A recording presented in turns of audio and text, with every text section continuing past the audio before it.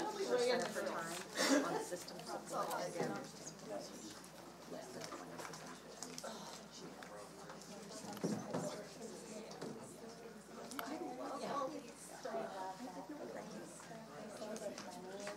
And she was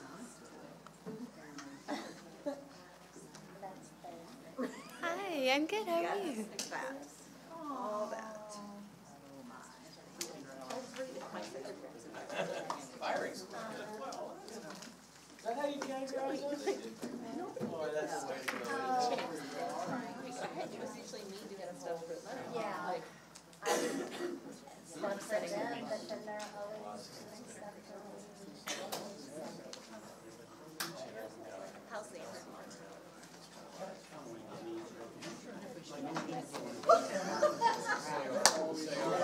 physical. Yeah, very verbal. That might not be bad. No, he did not. You are staying.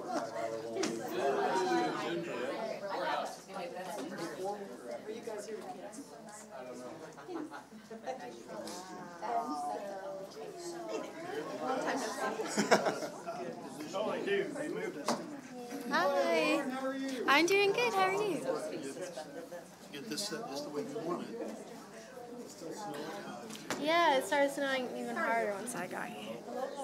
Hi, how are you? I'm good. Okay. Do we want to skip down?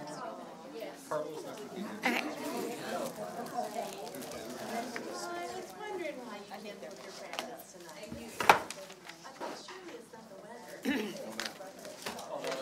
He's all the same. Did you get yours? I have nothing to do with that. And we'll never understand.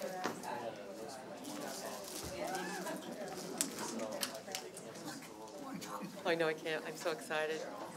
Hi, Lauren. Hi, Lauren. Hi, everyone. I'm doing good. How are you?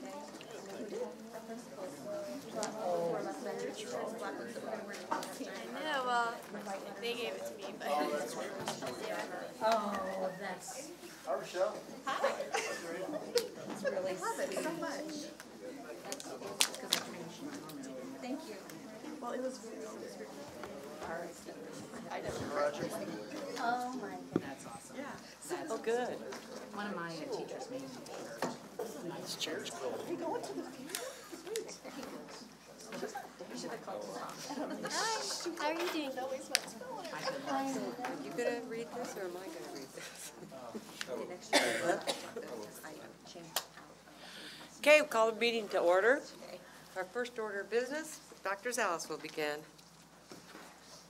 Now I can't get my glasses out of the coat. We're celebrating School Board Recognition Week along with Guidance Counselors Week, and it's also Career Tech Education Month, and we're celebrating Martin Luther King as well. So it's a month of great celebrations, but we'd like to take this opportunity tonight as we kick off the meeting to recognize and thank the work that the Board of Education does. I've often said I think it's the highest calling of community service when you dedicate your time and your efforts with no pay to the children of the school district. So with that, we have, I think we have RCTA here this evening to present some gifts to you. We have a video that we'd like to show first. You come on down, Jill, just be at the podium, and then once the video's done, you can go ahead and say a few words too. So we'll kick off with the video first, and this was made by Gina, our communications director.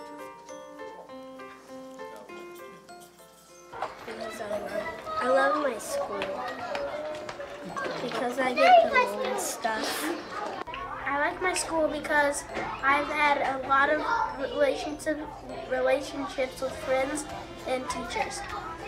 I love my school because why? because they have recess.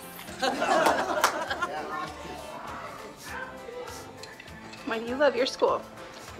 Because we go to specials. Say loud. Because we go to specials. I love my school because at the end of the day I get to play. I love my school, Mark Twain Elementary. We love our school because I love Miss Holly. I love love my school because learning rocks. I love my school because there are a lot of nice teachers there. I love my school because I have some friends I know from my old school. I love recess. I love my school because I think we do a lot of educational learning and I really like to learn. I love my school because we have the best students and teachers to work with. I love my school because there are a lot of nice teachers. I love my job. I love being a bulldog. Go. I love my school because I get to play with my friends. I love my school because of our teacher. I love my school because it helps us learn. I love my school because it's fun. I love my school because my teacher. I love my school because of my friends. I love my school because I get to play with my friends. I love my school. Put your finger on it and put it down. I love my school. I love my school. I love my school. Why do you want to have your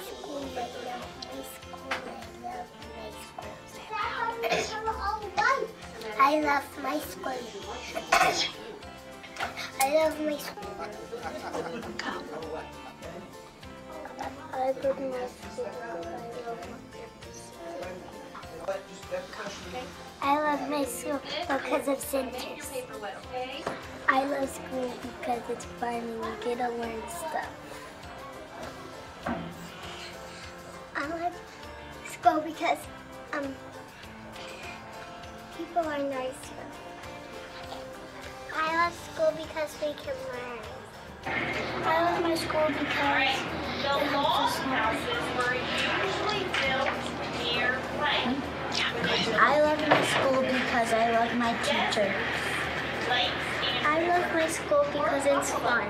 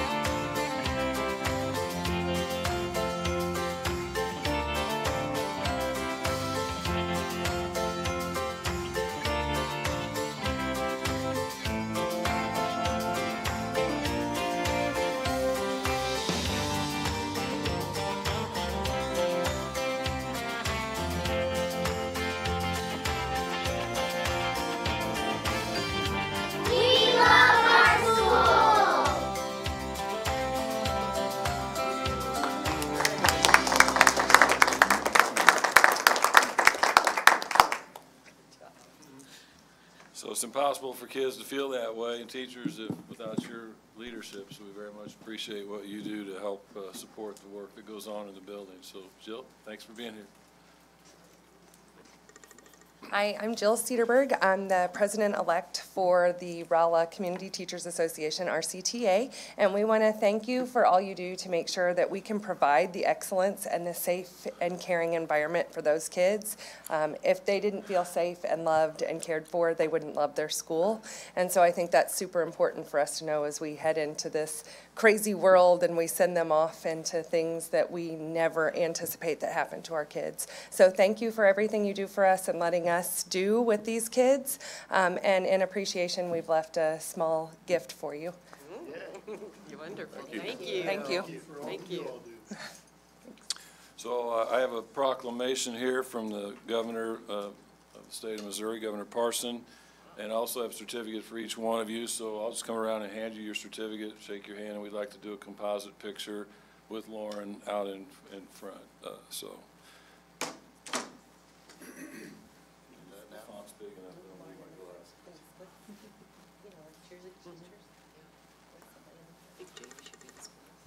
What's that? You should do the splits with a picture. Oh. I got a hole in my shirt. You don't need a hole in my pants.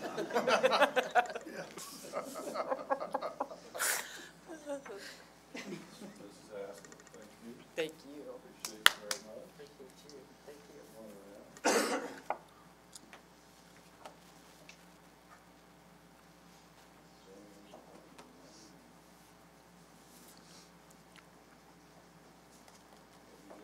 Oh, yeah.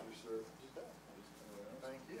Thank you. Backwards, sir. All right.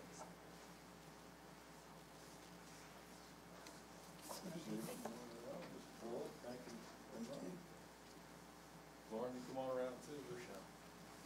You can hold the proclamation from Governor Parson. He was serious when he said that. I think you should hold it up. All right. Pose like this, Jamie? Yeah. Yeah, I know.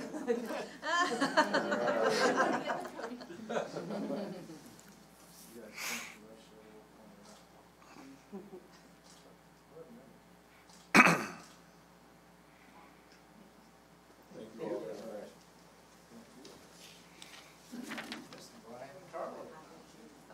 Still wouldn't help.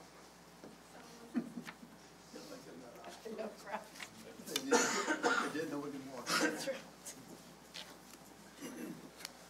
Yes, we are missing Mrs. Clayton, Carla Clayton, and Dr. Brian Creedy tonight, who couldn't be with us this evening.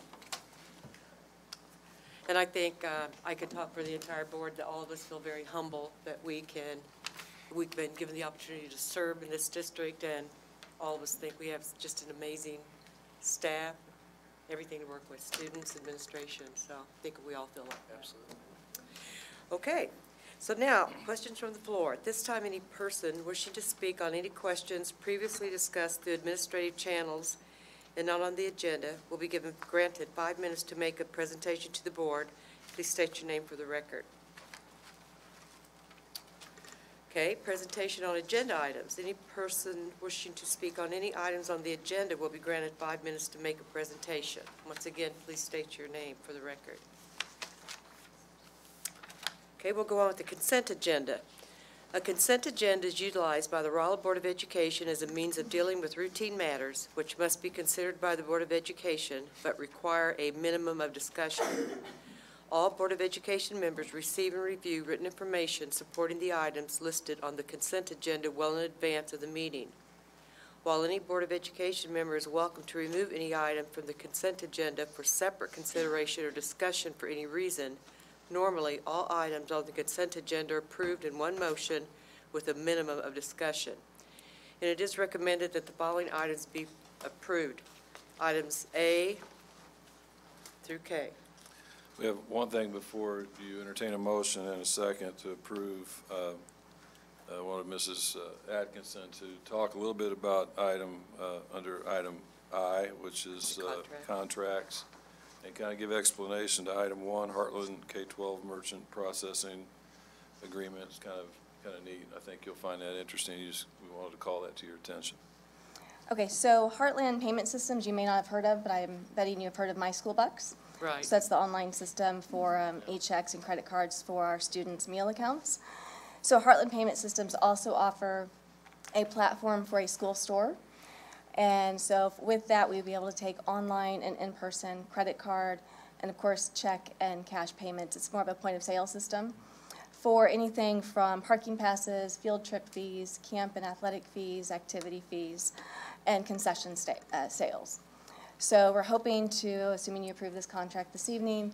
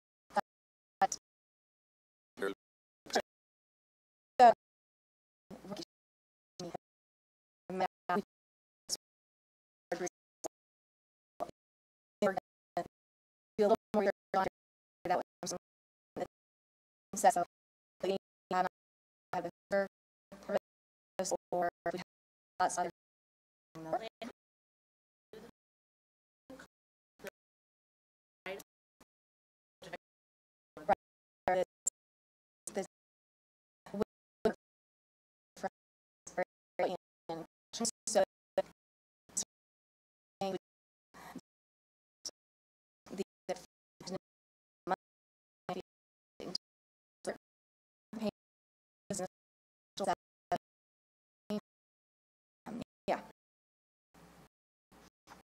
Any other?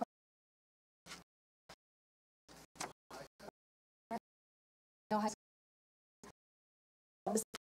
the panel.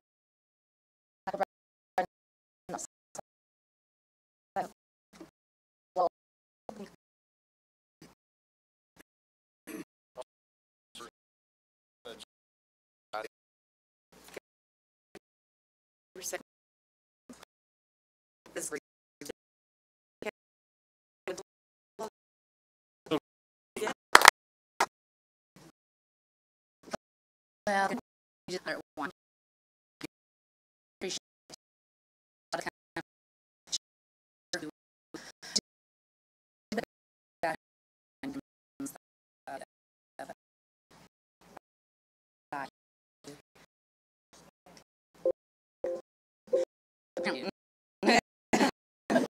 All right. Thank you. Okay. So the first is each article all their new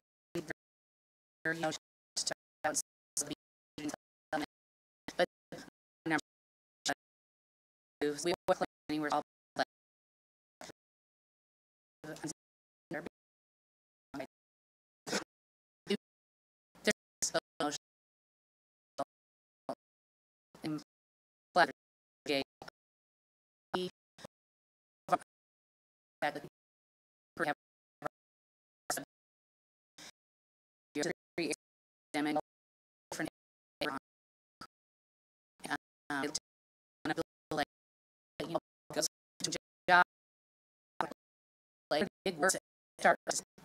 we are under curriculum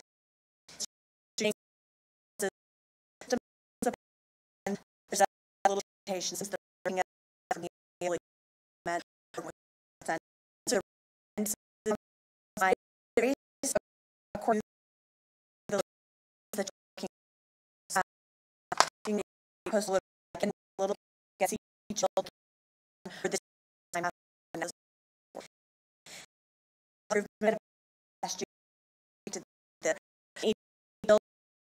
that were straight and if the program how we're doing in terms of well we need us fast to implementing the count so use the if goal and goal and building we as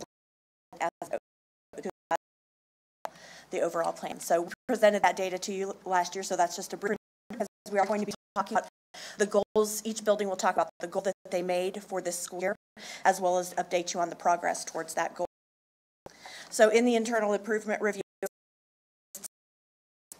district, okay, we were mostly amended 80% in our percent of implementation also there. All right, so as a goal, one main goal, most was from 87. So on comprehensive the into school counseling manual. Obviously, the impact our hands and use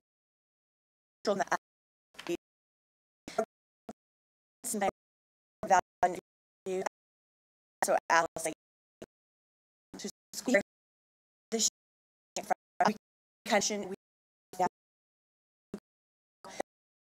you can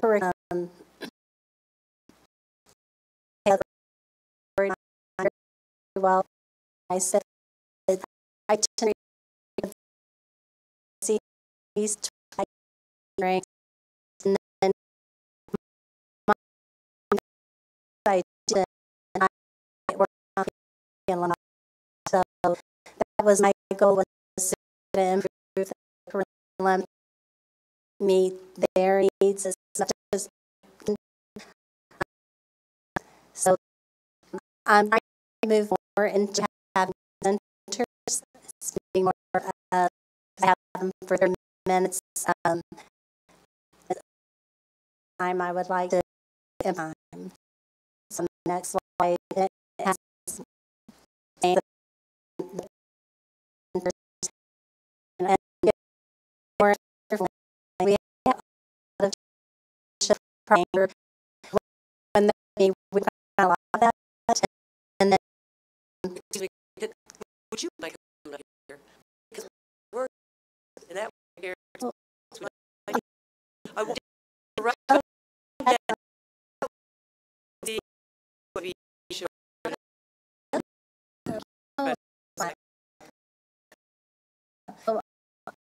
after in Japan the way and that first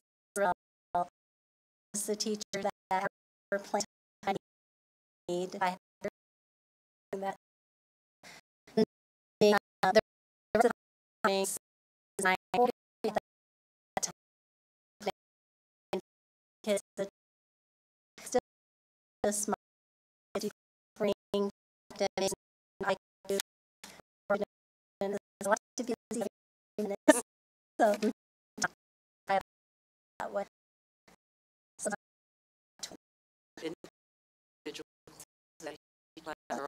on Michael was my own room so bring the kids to me so and I was with the library so I'll have minutes with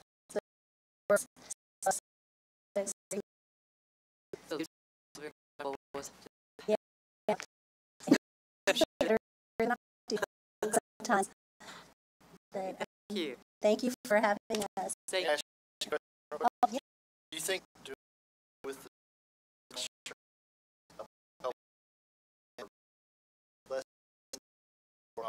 it lessens a little bit, but I know there isn't a lot of times I was a little less. So I was with a class because I opt to input in the report.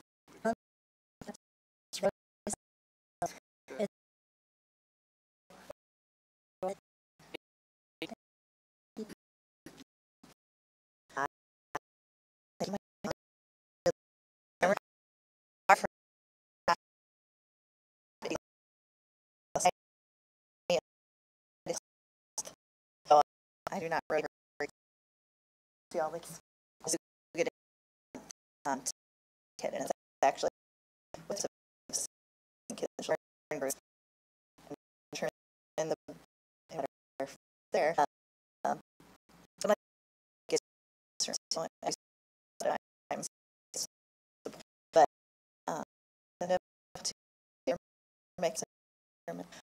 So I didn't totally forget Ms. Whitaker's goals that she presented to you last year. Her goals were to increase the amount of career education that goes into our third graders, and which I intend to do. I've already given them personality assessments, every third grader, and so we'll move that into careers through the next couple months. So I didn't want you to think I just threw that one in the trash.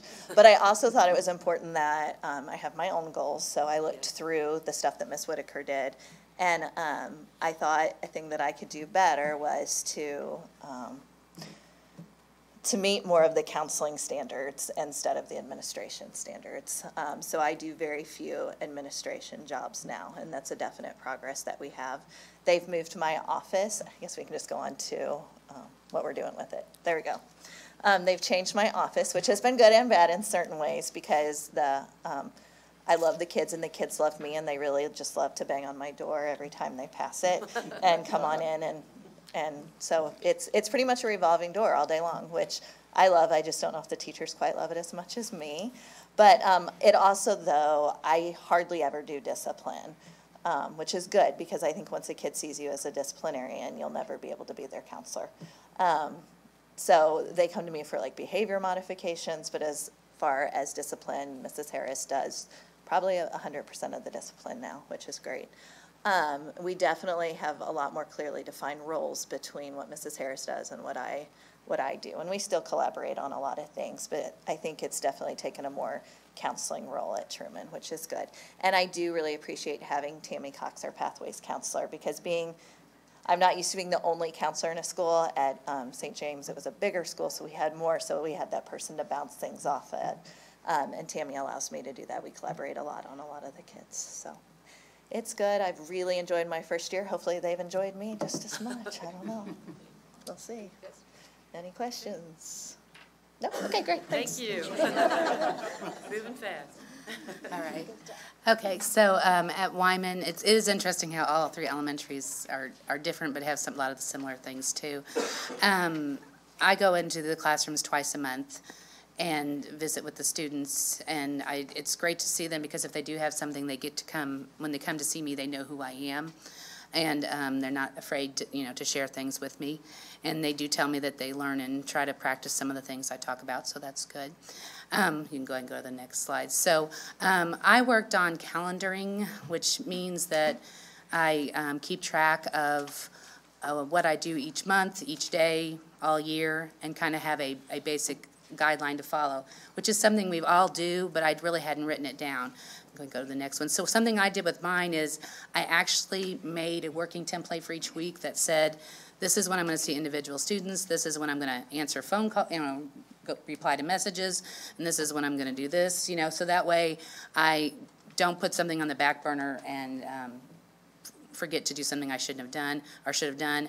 And then also it makes it better for visiting with my students, because I watch my time better and make sure I get more students in during the day, especially some of those that need to see me once a week. I probably see about 10 kids once a week. They're planned to come to see me for their individual reasons. And so I'm working on the yearly calendar yet, because I'm kind of going through the year as I do that. And I'm also sharing my monthly calendar more with my staff of what I'm doing and where I am. They always knew when I was doing classes, but they didn't always know when I was going to meetings or when I was visiting with students, and I think that was good for them to realize what I do all day, too, so they don't think I just sit and hide in my office, because I don't do that. But the students would find you. You know that. They'll find you wherever you are. I just wanted to highlight some of the things I've done this year, too, is revising my curriculum to match the GLEs, because they've updated them. Also, we are working on reorganizing our student assistance team to include preschool transition. Being new, everything is new with that, but we know all this great information about them. Let's share that and move that on when they get to kindergarten, so we can start them off more successfully in kindergarten and make that. We do that, with elementary going to middle school until junior high, so it's just automatic that it should be preschool to elementary. And then I did increase my individual counseling time because of our responsive needs. And I still have a doctoral intern from Pathways that I work with, and I love having that person because they are full of knowledge and very helpful. And we just recently got Tammy's coming over to our building now for the other part of helping with students, and that's really been nice because responsive services is the area that is our biggest area and we need the most help in. So it's been nice to meet those needs. So that's Wyman. Thank you. Thank you. My name is Jarena Fleshman, counselor, one of the counselors at Rolla Middle School. As you can see in our chart, our graph, that responsive services as well is the largest area that we spend the majority of time is in the responsive services domain, which encompasses individual one-on-one counseling, small group counseling, administrator, teacher, parent referrals, hotline calls, etc., things like that. So you can see our smallest area is curriculum. So if you want to go to the next slide, that is an area of improvement we have identified as a goal for the middle school is to fully implement the school counseling program into all 46 homeroom and special education classrooms, which would encompass working with all students throughout the school. We have over 950 or 60 some students at our school. If you want to go to the next slide. So ways that we are making progress toward that goal would include administrators are providing support with 504s and the NWEA testing, which helps to free up counselors to do our counseling duties. 504s, I trained Dr. Gwen Fleming during the first quarter to help us with 504s, and she's done an amazing job doing that. She takes on about a third of our 504 caseload. So she does the 5th grade. Mr. Hauk was the first year we did it last year. Mr. Hauk stepped up and he started with 4th grade, and so she just transitioned right into 5th grade as he moved into the assistant principal position. So prevention consultants provided each 6th grade student with a drug and alcohol abuse prevention and awareness training called Too Good for Drugs. We had 4 prevention specialists come into our school and work with our 6th graders. And that was an intensive 2-week class, about 10 hours worth of work with our 6th grade students. So that was really good. Heard great positive feedback from the teachers and students. So I hope we can continue that program into next year and maybe include 5th grade as well. The counselors work in partnership with teachers to schedule presentations in classrooms, lessons that address the school counseling curriculum. So Mr. Bartle and I, we get into the classrooms as often as we can, and that's a goal of ours, is to try to work into getting into the classrooms more often with our curriculum. One of the things that you can see at the middle school, we are able to get kids as they kind of start growing up, I guess, or start becoming young adolescents, and work with the different groups that they may be a part of, sometimes not by their choice, but help them realize that they can work together. Also getting a chance to see kids grow socially in terms of clubs and making clubs and being a part of something and realizing that there are other things involved besides what they want. One of the other things that have been enjoyable at the middle school is getting the 3rd grade to transition over. Again, we always kind of worried about them being elementary students and younger, and yet we've been able to help them and their parents realize that the middle school now as a 4th and 5th and 6th grade really works well by having an open house and those kinds of things. That's the Rolla Middle School. Can I ask a question? Yes, sir. I noticed that your barrier time percentage was fairly high. Can you comment on that? Is that because of the 504s? I think as kids get older, then they start to realize that they need, or their parents believe they need more and more resources, and those things are the barriers that the elementaries may not have. For me, barriers would be primarily 504s. And should we have you explain what a 504 is? 504, I'll let Mrs. Fleshman explain it. Because a lot of people may not be familiar with that. A 504 plan is for students that have been identified with a disability and it impacts one of their major life activities.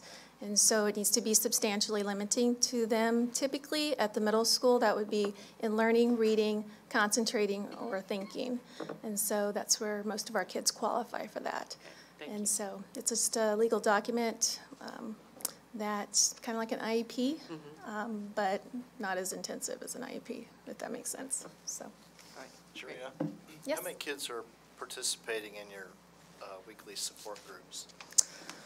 Approximately. Off the top of my head, I'd say probably about, well, I rotate, like my incarcerated group, it kind of rotates every 9 weeks with that curriculum. So I'd say through the year I service maybe 75 students through my small groups. So. Great, thank you.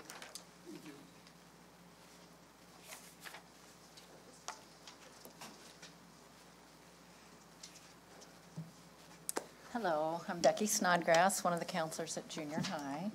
And Jeremy wanted me to introduce him as one of our students because he does act. We believe it. It takes one to know one, I think. Yes. Junior high is a different world. If any of you remember raising your kids as junior high age or currently have kids at junior high, so you have to kind of go with the flow sometimes with that. So if you look at ours, responsive services is big, definitely very big. And sometimes it's a revolving door in our office. And sometimes it's junior high drama. That's not really that big of a deal. But most of the time, it's real life things. You know, it's the hotline things. Yeah. It's kids that have parents with cancer. It's kids with cancer themselves. And so there's a lot of different things with our responsive services. Grandparents needing help. Yeah. Being parents again. Mm-hmm. So. We have great grandparents that are raising a kid in junior high. Can you imagine that? You know, so yeah. So most of ours responsive services. We do curriculum. Yeah, we do get in the classroom. I most recently did a section on careers with our 8th graders. We do academic planning and career exploration. And it came at a good time because right now we're involved with getting classes for the next year and moving on to that next level. So I had 8th graders this year, so I'm getting them off to the high school. At the same time, I'm getting the 6th graders and bringing them in. And Becky's got the 7th graders and getting ready for them to be 8th graders. So right, and that's with, like tonight, we've got to go back over. We have our scheduling open house tonight, and we're going to be putting classes in. I go into the classroom with 7th grade on suicide prevention, and it seems very young, but it's statistically we need to be talking about those things. I mean, in that, and honestly, when we do it through the health classes. The 7th grade health, when we do it, we typically have kids, you probably did last year, I mean, we have kids come down and talk about some things that are bothering them. So that's what we do, yeah. We bold and underline working directly with students, and that is the one thing we feel is very important at junior high age. It is a critical time for them. sometimes we just don't feel like we have the time to devote to what we need to be doing with them. Mm-hmm. Though I have to say, and this might be on the next slide, we've been very fortunate. Our, yeah, you can move it on. Yeah, please. Our administrators have helped taking some of our non-counseling duties, like testing and WEA. We haven't had to do anything like that. So that is very helpful in that respect. So, and I think we work well as a team. Yeah, we have a really great team. Our administrators and us, we meet on a weekly basis to talk about issues that we're dealing with kids. More than weekly, really. Yeah, well, yeah. We do. That's kind of as needed, really, which happens a lot. And when we talk about team, I don't want to leave out Robin Whitaker is the secretary in our office, and she is amazing with the kids and helps with parents and with teachers and all that too. So we have a pretty large group of kids in our grief group this year. Regularly, there's probably 10 or 11 that come, and they do have a lot of grief issues, and so that's in what's the best thing about the grief group is it's not what we do or I do, it's what those kids do for each other. And so that's a very important group that we do. So can go to the next. We work a lot with our teachers. You know, they're great in letting us know the issues that are happening in the classrooms, and so they come in a lot and help us in addition to that. So, okay.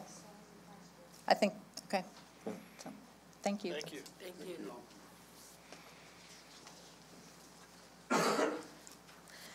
So initially, they had decided that I would be up here and speaking by myself. Mercifully, I've rallied the troops, and they have come to join me here at the podium.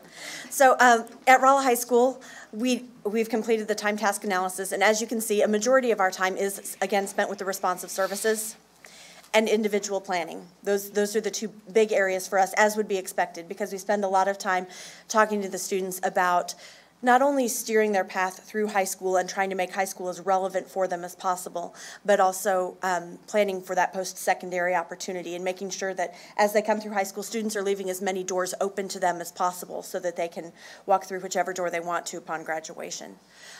We do have system support time spent, a little bit of barrier, and you can see that tiny little sliver of blue is our curriculum time.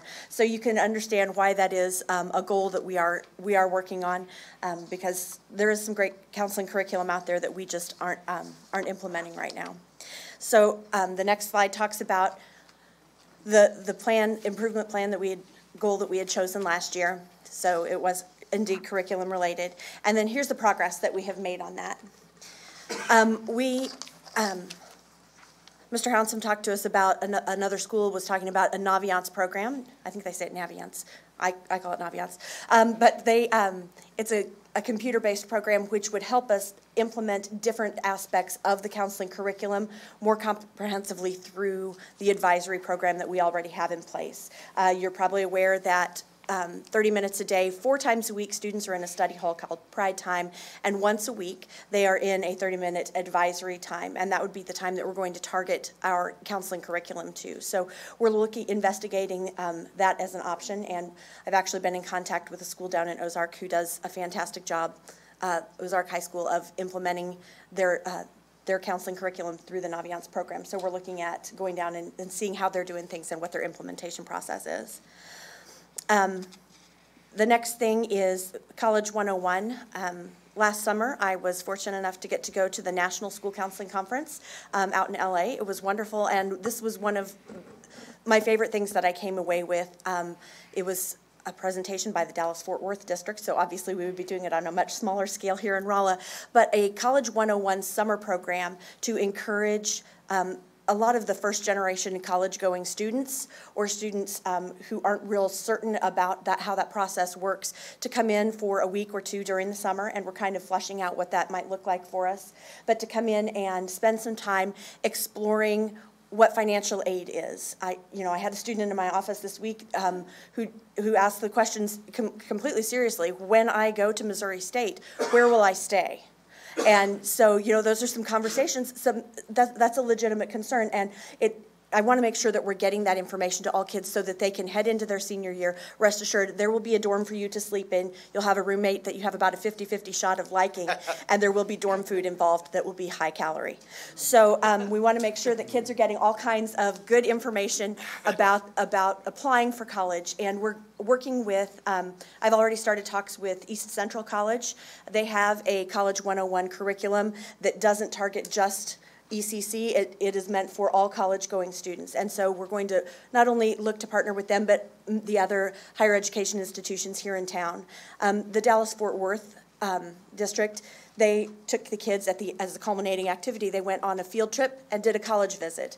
Ideally, we would like to hit somewhere that we could get kids to see a technical school, a 2-year school, and a 4-year school so that we can hit all of those. Springfield happens to be kind of a one-stop shop for those, so that's initially where we're looking at potentially taking kids to visit.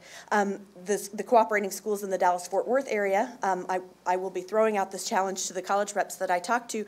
They offer a $500 scholarship that is drawn for at the end of the week for anyone who completes their college application to that college that week while they're in doing this application process with us. So I'm hoping that we can drum up some support there from them, not just intellectually speaking, but hopefully a little bit of bang with the buck, so to speak. So the next slide, we talk about, oh, I'm sorry, wait, sorry, Myra. mock scheduling was another area that we made progress on curriculum this year. When we come back in January is when we're just winding down the end of January. We've been winding down our scheduling process. And so this year we ran the teachers through a mock scheduling where they were given a student's transcript with sanitized information so they could just see how would you advise this student in terms of getting classes, selecting classes, so that they could start thinking through the prerequisites, because with 1,230 students, it's not possible for all 4 of us in a 2-week period to spend 20 minutes, you know, with every single student in the building. So using the teachers through the advisory program is key to getting kids placed correctly and making sure that they are taking classes that pertain to their academic goal. So that was a great experience for teachers. They learned a lot and had a lot of good questions, and I feel like in the classrooms that we've been going into for the past couple of weeks that the teachers have a very good handle on how to help advise students. So then I will go on to our highlights.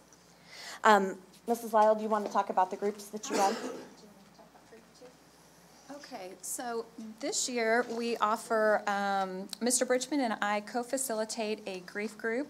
We meet bi-monthly on Wednesdays for a group of about, we probably have 15 to 20 students that attend that group.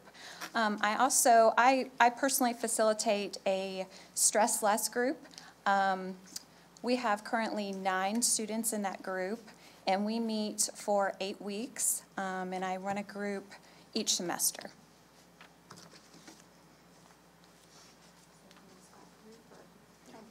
Okay. Sure she does. Sure. This is Liz Pogue. She's new to us this year, and we're very glad to have her. Hi. So I'm loving being a part of this team. It's been a really good transition for me this year, and I'm just enjoying it. So I would like to say that first. But yeah, we have been very, very busy. So this fall we met, we went into we saw every single freshman basically, unless they were sick that day that we went to their class. And we met with them and kind of went over parts in the handbook that pertain to the counseling center, talked about how we can be helpful to them, kind of gave them insight into credits. We talked about the attendance policy. We tried to hit the high notes on a lot of things that they had probably been hearing over and over as they were transitioning into high school, but we were hoping that they would see our faces and hear some of that information and associate that with people that can be helpful to them. And I thought it was really exhausting, but it was great. It was really, really fast-paced, and it was a good way to get into the classroom and for students to see us in that way.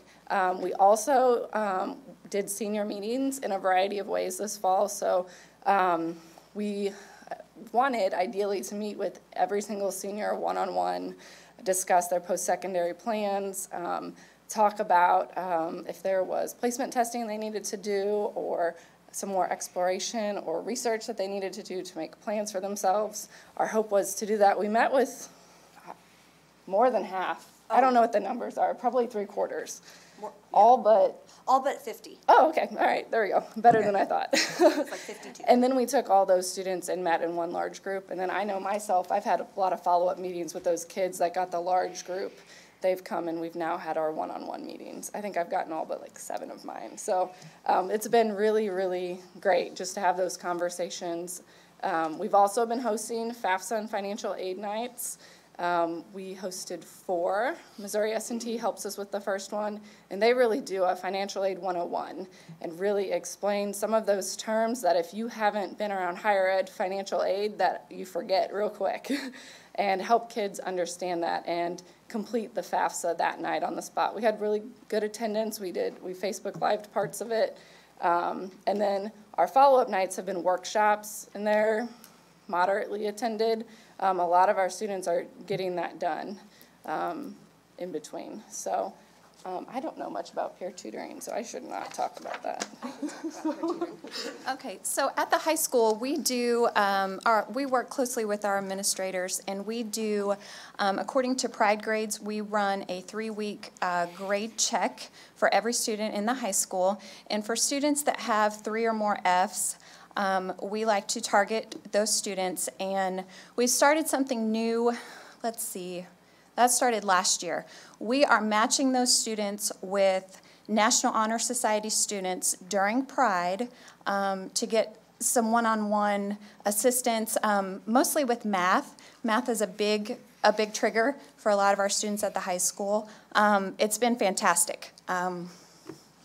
Improved grades. Absolutely, absolutely. It's been a smashing success, I think. So, Mrs. Spurgeon and Mrs. Grisham kind of oversee that process, so it's been fantastic. Sorry. All right, so the next bulleted item there is outreach and community updates. So we have been working to improve our outreach. One of the ways that we did that was we went social media crazy. We're on 3 social media platforms, and most recently, a week ago, we had the college, or the enrollment night was snowed out or frozen out, and we weren't able to have that. So instead, I jumped on there and I did a Facebook Live, and parents were asking me questions live on Facebook, and I was answering their questions. And the number of people that we had who came through last night and said, you know, I didn't get on there when it was live, but I've watched it twice since then, and I think I know what I'm doing now. You know, it really was kind of nice, something they could go back and replay. We also used that format to broadcast the the Financial Aid 101 that S&T came up and hosted. So if they said, well, my parents don't know anything about it, I bet your parents have Facebook. Send them over to our page and tell them to watch that. And they really were able to get a better sense of it without having, for those that weren't able to attend. And then increased contributions to our monthly newsletter at the high school. We've been working very hard to put together some more detailed information that is coming directly from our office and going out in the Bulldog Bites that's put out monthly there. And then Mr. Bridgman's going to talk to you about the community outreach and communications update that he did through the Regional College Fair.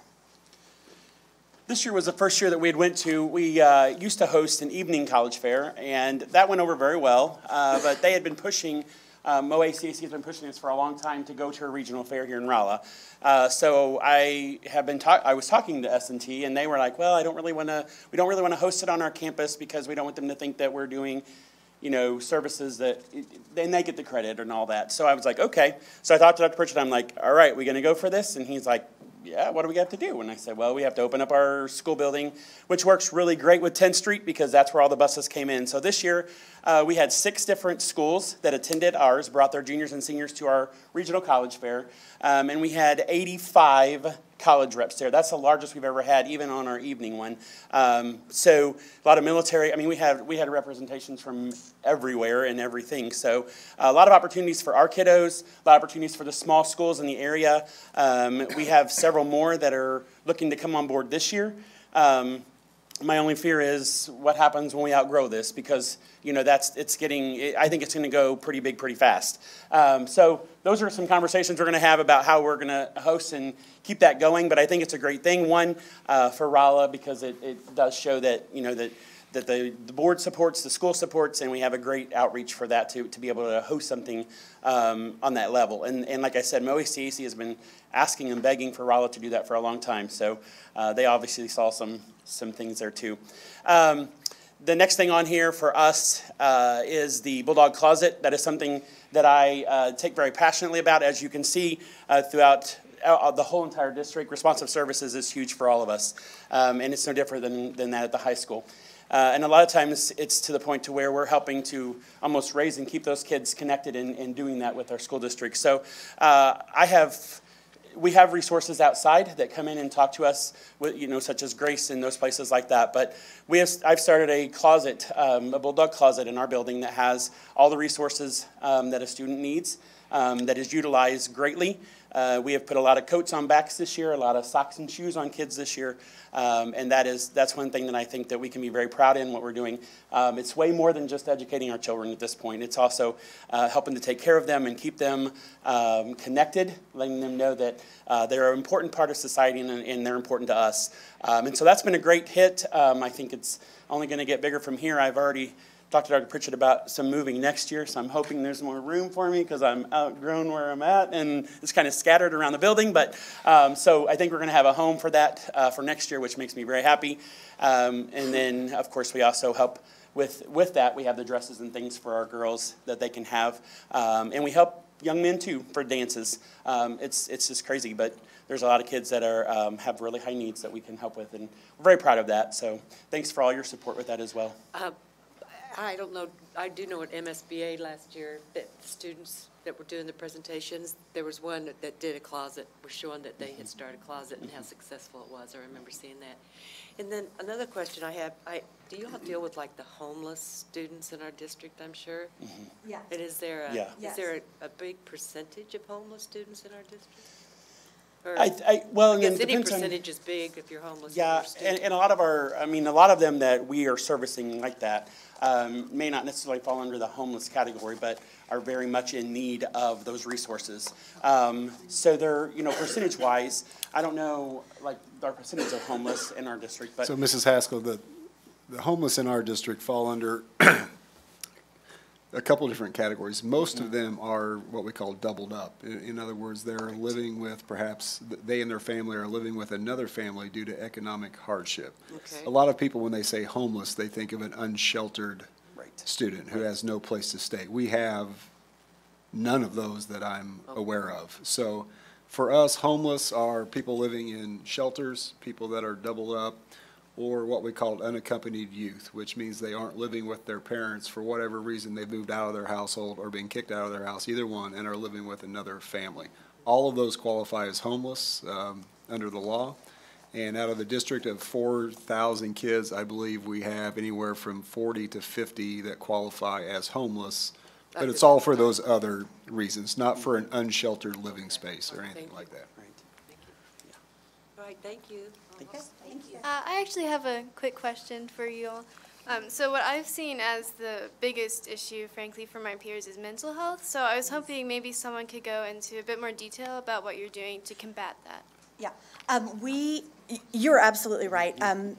The rise in responsive services is directly related to mental health issues. There has been a large increase that we've seen over the past several years in mental health needs for students. And we've been very fortunate that although Pathways Compass Health has implemented into many of the schools, we didn't have one of our own, so we saw a need, and the junior high was gracious enough to share their therapist with us. So she comes over a couple of days a week to meet with students, and we're getting some direct referrals there. We do have a large referral list that we use for helping families access mental health care and trying to provide the best resources that we can there.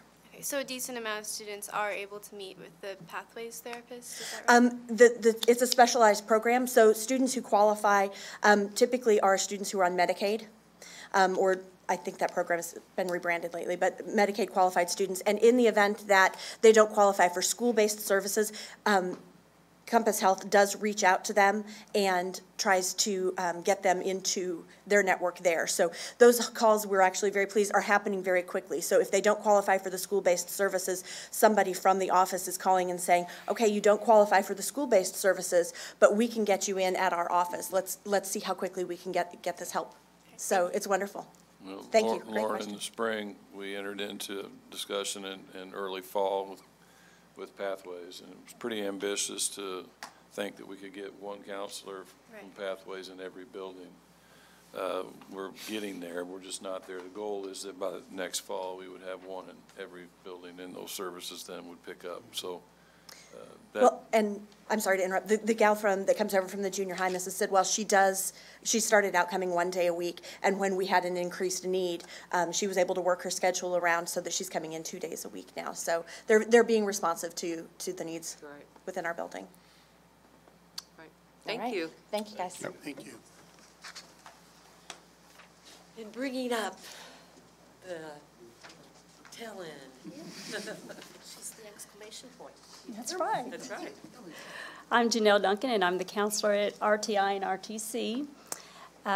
My building's, or our building's a little bit unique in that we're kind of the second line of defense. Every one of the students that I serve have a homeschool counselor for a lot of their mental health needs, but doesn't mean that they don't still come to me for different things. I definitely have, different situations, or sometimes it'll be something that's carried over from the high school to us, and then I get involved. But I am the primary counselor, or the only counselor for our adult students, which we have over 100 adult students, and there's always adult situations that come up, just financial, different things that they're dealing with, just trying to be full-time students and families and things like that they're having to to deal with. But the majority of my time, I would say, would be working toward curriculum and ways to recruit, because RTI and RTC is all about numbers. So my job is to work with administration and build ways that we can spark interest in kids so that they want to come and take our classes. And, you know, our building is, you know, not exactly, you know, right on the high school campus, so it makes it a little bit more inconvenient because the students have to be bused to us. We have 10 sending schools. Rolla's our biggest of those 10, of course, you know, being in the, you know, we are part of Rolla District, but the other 9 districts that come to us probably are, I'd say, maybe 40%. Rolla's probably 60% of the student volume that we have. So we definitely, you know, try to work to, you know, teach about it. My job is to get out into the programs or into the schools and talk about what we have to offer students so that they want to take our programs. We also have days where we invite students to come in. So you can go to the next one. Because counseling, my main goals for the program was to improve our retention and recruitment efforts, working with administration to do that. And so that, you know, I kind of came in new last year with, you know, not really knowing what my, you know, duties were, trying to learn them. And then on top of that, you know, I figured that was probably what they're looking at the most. If our numbers, you know, took a big nosedive, then they would be coming to me. So that's kind of what I made as my goal, is to, you know, get, you know, as good as I could in that area. Go on to the next one. So with that being said, one of the things that I have implemented is I've tried to get with all of the junior high counselors in the area, because most of the junior highs, that's where careers begin. That's where they begin the discussions of, you know, what do you want to do? You know, this is your making their plans for high school. So I've kind of tried to, in the past we had really looked at sophomores, getting them in the building, and we still do that. We still, you know, have them come in and look at, you know, our programs and that kind of thing every year, which is our you know, some of our bigger events. But to expand on that, I tried to get the junior high kids. I've invited all of the junior high counselors to my fall meeting and had really good response there. And then followed that up with having them sign up for tours where they bring their 8th graders in, let them see what we have in our buildings. And then the third stage of that is I'm having a non-traditional event where they're going to come in and do hands-on activities. So the boys are going to be able to do activities in nursing, radiology, and culinary arts, and surg tech. And then the girls are going to be coming in and they're going to be doing activities in wood manufacturing, masonry, and auto tech. So they're getting to kind of see, you know, the non-traditional fields and get in, again, every time we get them in our building, it's just putting a seed in their mind that maybe someday, you know, I would want to come back to take classes, you know. So hopefully that, you know, we'll get to see the effects of this. It's just a big process that we're working on. So, and also just at the other end of that, Sarah was talking about some of the seniors that they didn't see. Hopefully maybe we saw some of those, you know, because we do call in our seniors and we talk to them and we have an enrollment night where if they're interested in coming back to our programs as adult students, they can come and we can kind of help them with their FAFSA, or we can just talk to them about how to enroll in our programs. So we had individual counseling meetings with all of the seniors that attend RTI and RTC, and then we're going to have an enrollment night for those that have said they definitely want to come back. So we're trying to help. And also and lastly, we do we're doing some professional development with our adult students, trying to help them be more career ready, so that they're, you know, not only taking our programs, because a lot of them are, you know, they're really, really good at what they do, but they don't know how to sell themselves. So we're trying to have, Copic is coming in, Chris Link is coming in, and he's doing 3 presentations with me with the adults, trying to get them, you know, where they can do, you know, have a resume and have some, you know, things to kind of sell to a potential employer. So that's my goal anyway. So Anybody have any questions? Okay, thank you. Thank you. All right, we're going to wind down. I did notice at the back of the board packet, we showed you one of our first slides was our breakdown of ratios, counselors to students, and I noticed the very last page of the board packet has what Rolla has for our ratios in addition to what's compared to what the state standards are. So if you haven't checked that out, you certainly can. And then we did want to say thank you very much for inviting us to come and speak and give this program update during National School Counseling Week. It fits in nicely that this is the month you guys are talking about us, and we're here this week. We very much enjoy our jobs. We have a fantastic counseling team, and for the most part, I think we enjoy being with each other. So we do have a good time. So if you have any questions about the program as a whole, I'd be happy to answer them. Otherwise, thank you so much for all that you do to support kids in Rolla, including the counselors and the different ways that we can help them. All right, thank you guys. Thank you all. And if all the counselors would come down front, please, we'd like to have a picture of all you together. Okay. We did that at the beginning. Oh, you already did it, Gene? We did it before we got Great. started. Wonderful. Can I ask you a question real quick? Sorry. No, you're fine. Do you, in talking about kids with mental health issues and all the neat things you guys are doing with kids, do you all have a method or a process where you can communicate as kids transition from one building to another? We do. We are in communication with the building that directly precedes us, typically. So the elementary counselors each get with the middle school counselors, middle school, junior high, and then we high school counselors get with Jeremy and Becky. And sometimes there are phone calls that go on a couple weeks into school, a month into school, and, hey, this kid is having this issue. Have you dealt with this before with this child? And just kind of getting some background so that we can we do collaborate not just within our buildings and at our age levels, but across the age levels, which is really nice. And I wanted to add, we at the elementaries, we all have student assistance teams, and those focus on academics and emotional needs. And so we have folders that have all that information in them as well with the students that we're really worried about. And so we hand deliver those over as well when we talk about them so that they have that information too. So when they move to middle, they get that. Mm-hmm. Good. Very great. All right. Awesome. Thank you. Thank you, guys. Thank you all. Thank you. Have a good week. Rest of the week, What's one more left? day now. One more, yeah, what's left of it. All right. Mr. Hounson, you will talk to us about the district annual performance report. Interesting information. Huh? Very kind of you. It always is. To say that. Information interesting. To find this. To say that it is. It didn't print really good on my printer. I tried looking at it sideways, and I tried printing it. This is a cheat sheet that should help. Good, thank you. I like cheat sheets. Thanks, sir.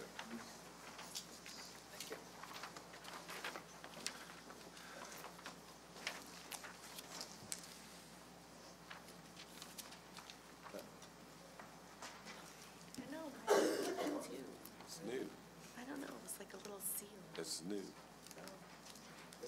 This is the cheat sheet. I hate to see the test.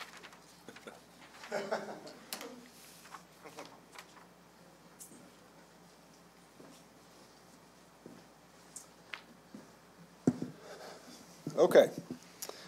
Pages 58 through 69 in your packet are the official DESE supporting data documents.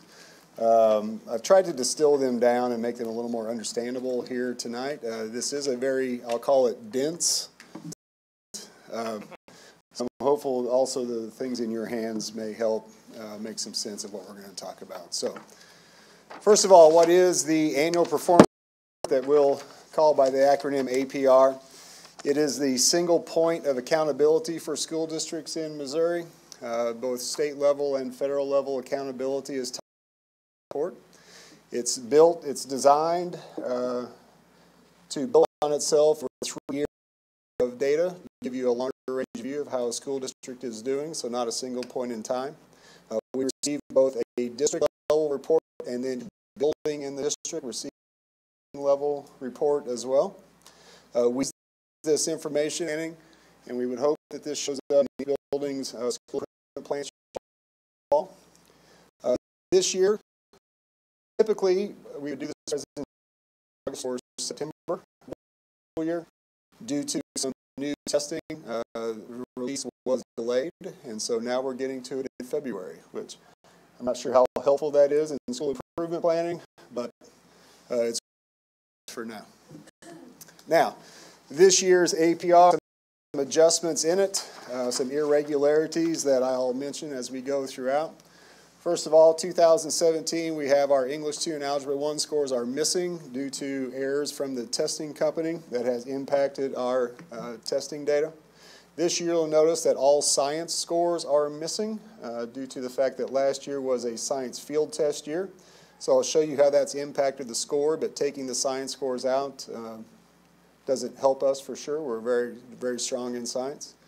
I mentioned district and building level reports. There are actually no building level reports this year, again, due to all of the changes in testing. So the district level report is all that we will receive. I'm going to talk to you about status scales, meaning how well we do on the test. We have all new status scales this year because the new test came out, written to be much more rigorous, written to reduce the number of students who are scoring proficient or advanced. The scores came back and they had to revise the status scales just to be fair, and I'll show you what that means. They've lowered the thresholds to hit certain points to be fair. I'm going to talk to you about a component called hold harmless. Hold harmless was a modification that was never intended to be a part of the APR. It was put in to make things, to balance things out. So it's a modification. Well, now the modification has been modified this year, and I'll explain that a little bit. So there's a lot there. And then we have a new attendance calculation. So those are all things that are new, and I'll hit all of those and kind of show you where those are. But there are some things impacting the APR. So the APR scoring guide is a point system based on 5 goals. The first 2 are centered around academic achievement. Typically, those account for 70 out of a total of 140 total points. So half of the total points are based on how we're doing on the assessment. The parentheses number are the numbers that are possible this year because that represents holding out science for each of the standards. So this year instead of 140 total points, it's total points as compared to past year. I'm going to go through each of the goals, how to earn those 4, 10, 30, 10, and 30 points in order to score. So 5 goals in the incident. First thing in your cheat sheet. We also typically do a presentation. We usually state assessment scores and the APR a little bit separately, and so we can spend a little more time. This year they were both delayed, came out, we're going to try and combine it a little bit. The state assessment scores are a large portion of the APR. What your year's state scores? I have these sources past years, as these scores are not comparable. Not only are they new tests, they are new score levels, new scoring guides, new cutoff points, new everything. So this red line here. Now the information that you have in front of you, let me help you with this. Each of those sections represents a different subject area. Look at the top section, those are English language arts. You can see the building, the grade level, subject, which is all, and then it lists the number of students who are at each of the 4 score levels, below basic. Okay. I simply add up the number that are advanced. Students give you percent students who score under percent. Now I provide that number for you. It's probably easy to understand. The percent proficient no longer are calculated. The official number, the next number called the MPI. The MPI stands for the MAP Performance Index. The MAP Performance Index gives a numeric value to scores on kids scoring at all levels. So it's not just how many cross the line in the middle. More kids, less efficient, less forensic, one only. Guidance here just a minute.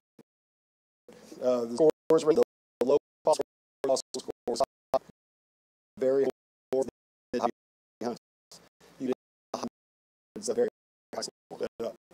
was the lowest? 100 score if every student was advanced, we have a 500. So that's the range of civil scores. The two red elements of the MPI would typically be to performance this year, performance year. But we can't compare this to our performance last year, so we think for now, we'll that in next year. In blue colors, comparing our district to the score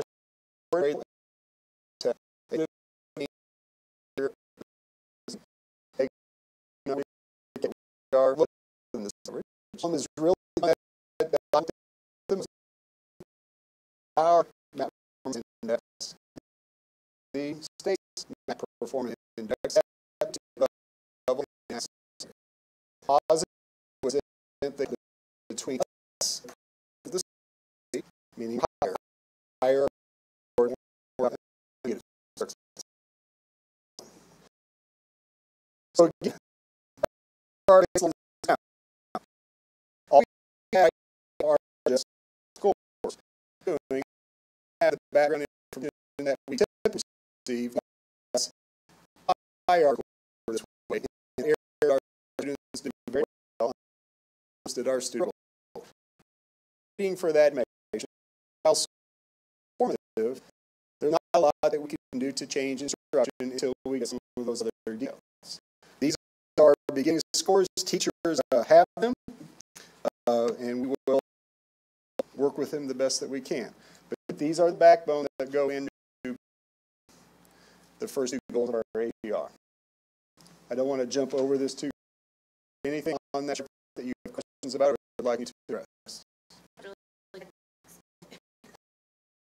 Yeah, so you said like the 300, it ain't like really good scores. It's a very formula 70s to 380s, that top level, that here as well. Okay? So we're going to get into standard one, academic achievement. These are the points that we receive for these scores that I just. Some vocabulary before we do this. There are 3 ways that school districts can earn points on their academic achievement. First is status, which just means how high do we score? Okay, how do our kids do? The second is progress, meaning is the over. And I will tell you with the new test that we started with last year, no one's earned progress points. Those scores did not go up compared to previous years. So progress points are off the table for a while. Third is growth. And growth is a little more calculated calculation. First time a goal for them, which is automatically, and then in 4th grade, they that amount, the amount of growth that we would expect from 3rd to 4th grade, 7th, all the way through. So it's okay. So 3 major points I'm talking about. That's how high progress is better. We would expect.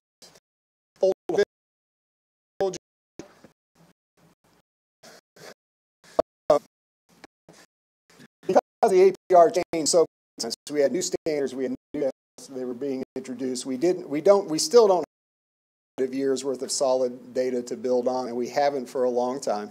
Because of that hold harmless provision in previous, if all of these changes caused your scores to go down, they would award you hold harmless points where you could keep your level. They're trying to phase out, understandably, is if for 2018 or not as 2017 or hold harmless calculation is 2/3 of the points from 2017 and 1/3 of 2018. So it's mixing up. 17 that actually those hold harmless actually go back to that because that's when it started to not be consistent. 2000 hold harmless. We're going to be talking. Page in your sheet, side for standard one, and these are as targets. I told standard one was worth a total of 40. We are trying in some combination of our product, our growth, we're trying to earn 16 in math, and 8 in social. That's what the 4 points. If you look for levels of performance, the bottom is excellent, third, fourth, the highest as those scores, you can 378, 382.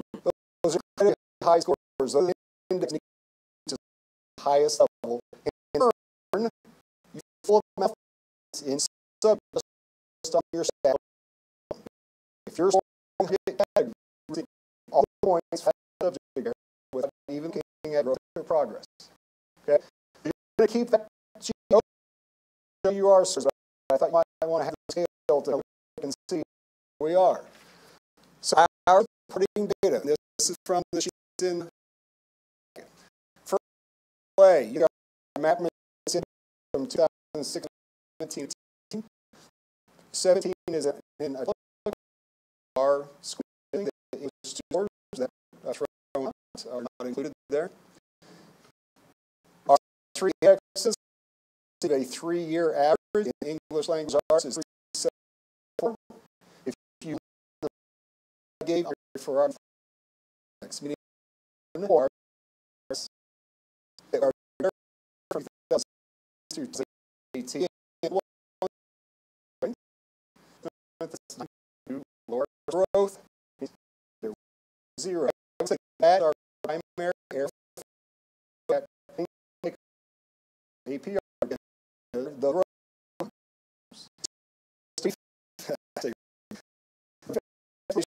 growth 0 100 with 50 representing 50 is the exceeds they grew more than they grew than target is 50. For which arts was 49, and so we were not at 50. We were just slightly below. If you look at math, you will see example reports, index scores on track category for 40, which again gives us 12 or 16 points for math. Progress we do not receive. Growth we were at 40 at 50. So as I look around, I will typically see the score but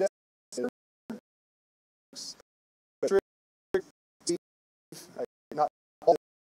You will ignore they are at 50. We are 59. Here's the concept in is an attempt at our part to measure growth throughout the school year and to find those kids who are not showing growth that we can think about. That's not the field in our AR. Scores. So that's so CR37. Look at our scores put us in the target category. So we receive all 8 positive points in social studies target category. Some will 6 points possible. On the other receive now that is when we receive last year. Hold hikes in. As long as almost 6 point and a score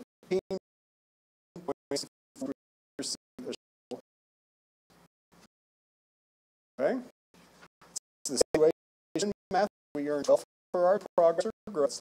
Those kicks receive 2/3 of the points we received last year, plus 1/3 we received for a total of 14 in math. Science studies we receive all 8 on our stat. So for goal 1 out of a 40 possible point, our score is 13.4.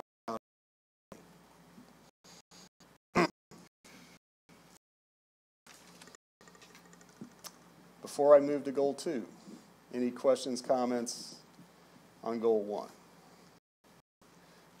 By the way, I said, this is different, go much quicker. Yeah. Yeah, it's straight. Do that same thing. Population at our sub-district, and are the 5 in the state of Missouri. ELL, IE, free, which is special education, free lunch. So these are their scores. You see them matter 4 that we established progress. Through stats progress 2 there. As we look at our scores, is almost to standard 1. The ELA threat average puts back category, which gives a possible total of 4 points. Math, same thing, 3.1 at a level of 3 points out of total. And in social studies, our index 9.3 also puts us in the on track category of social studies, which is 2. You'll note there in English and math, same story, 1 point to happen. Growth, 50, email,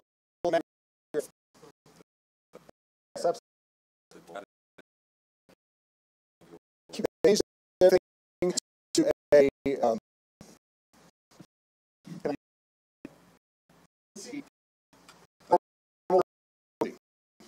and so see of PR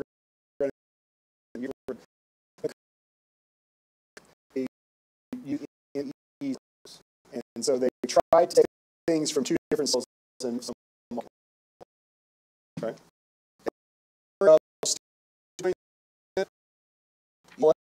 We so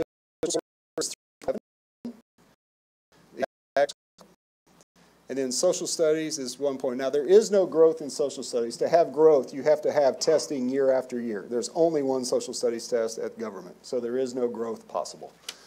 So our total in standard 2 is 8.9 out of a 10 possible 10 points.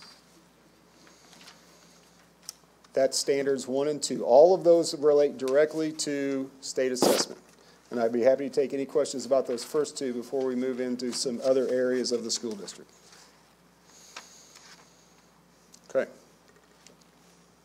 Oh, I forgot this slide. Let me jump back. So standard 2.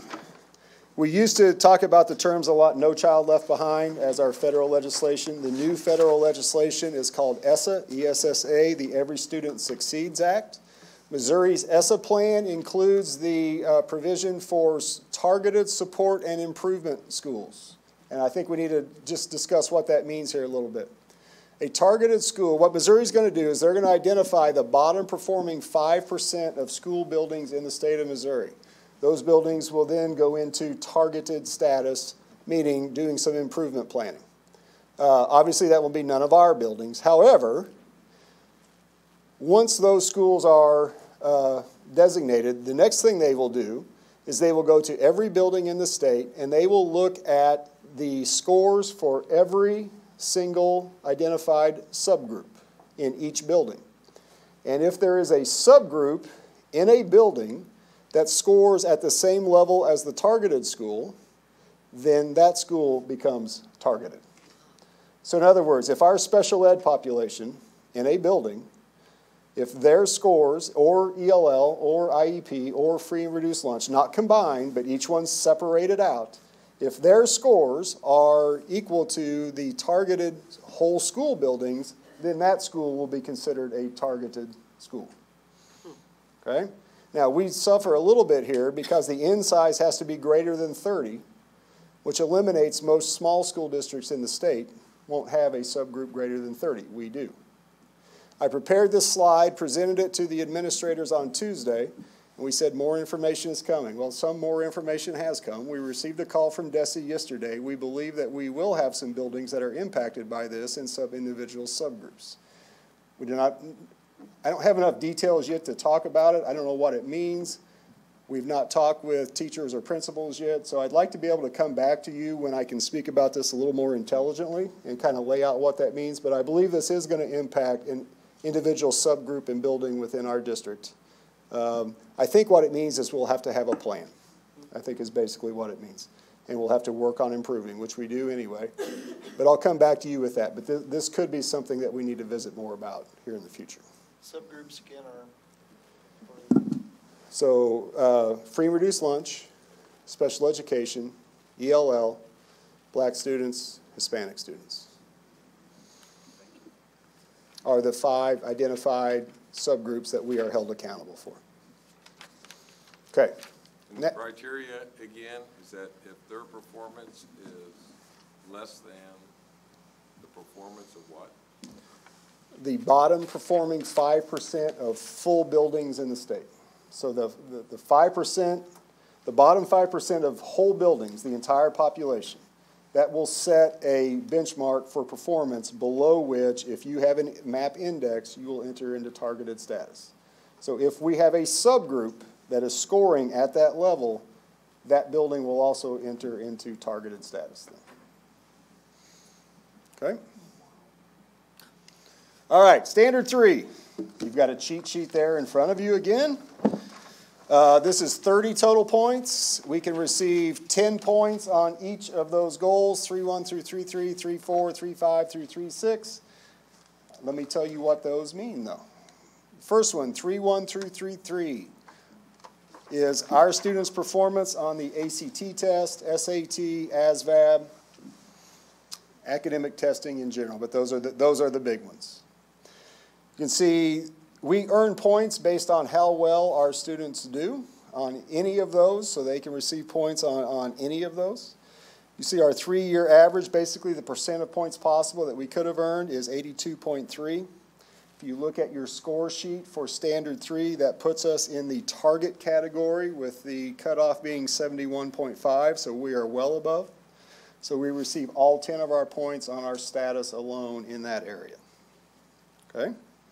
Second one down, goal 3.4, are our students' performance in AP classes, AP testing, the technical skills attainment tests, which are given over at RTI, dual credit and project lead the way classes. You'll see we have seen a slight decline over the last 3 years. Our 3-year average ended up being at 70.8. The cutoff for reaching the top level of the target is 47.8, so we are well above, we are well into the top category. So we receive all 10 of our status points. You can see we don't get to use them, but we receive 2 extra credit points in the right-hand side. RTI can receive 2 extra credit points for program expansion, meaning they're growing their program. And all 10 sending schools in the consortium have access to those extra points. So while we did not use them, I'm certain there are school districts in our consortium that did and are extremely grateful for the 2 points. So Mr. Duncan and all the folks over at RTI do a great job. This is just another area that their progressiveness helps out. What's TSA stand for again? Technical Skill Attainment. So those are tests given after a career and technical class. Finally, 3.5.3.6 is our college and career placement, and this is we are evaluated on where our kids go after they leave us. We receive credit for going into the workforce for skills in which they were trained, going to post-secondary education, going to military. We receive positive points for all of that. We receive negative points if they don't do any of those, or we're not able to find them to ask, and we turn them in as unknown. Our 3-year average is 87.1. To score at the top level, we needed an average of 90, so this puts us in the on-track category, which means we earned 7.5 out of the 10 points for our status. However, if you look from 2016 to 2018, we are improving, so we earned 2 progress points. So we have a total of 9.5 out of 10. So our little summary here, 30 possible, 10 for the first set of goals. We only get credit for 10 for the second set of goals, and then 9.5 for the third set of goals, so 29.5 out of 30 for goal 3. Okay? All right, the next two are a little easier to understand. Oh, first of all, ACT summary. Since ACT was a part of this goal, I thought I'd give you information. 2016, 17, and 18 were the 3 years that the state provided ACT tests for all juniors in the state. So you'll see that those numbers grew both locally and at the state level. As a result, the composite scores dropped when all students were taking the ACT versus just those ones who were wanting to and were heading to college. You can see our indexes, what has happened over the last 3 years, very similar to the state trend. We did drop from 18 to 17, not as much as the state did, so the gap widened a little bit. What you'll start seeing next year are numbers probably returning back to the 2014-15 levels for those students who are interested in taking it.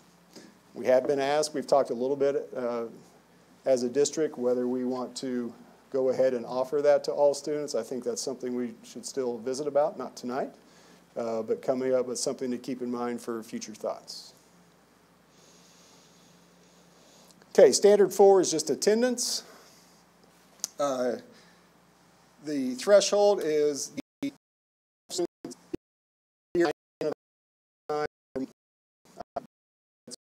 for the down to 9% time or more to be credit. Any so they're all now they've been credited in at least 5 parts.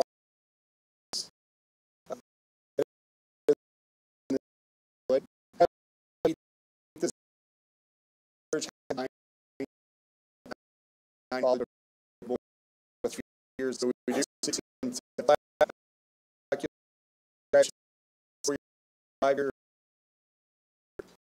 the only difference between the two backwards to grade tracking.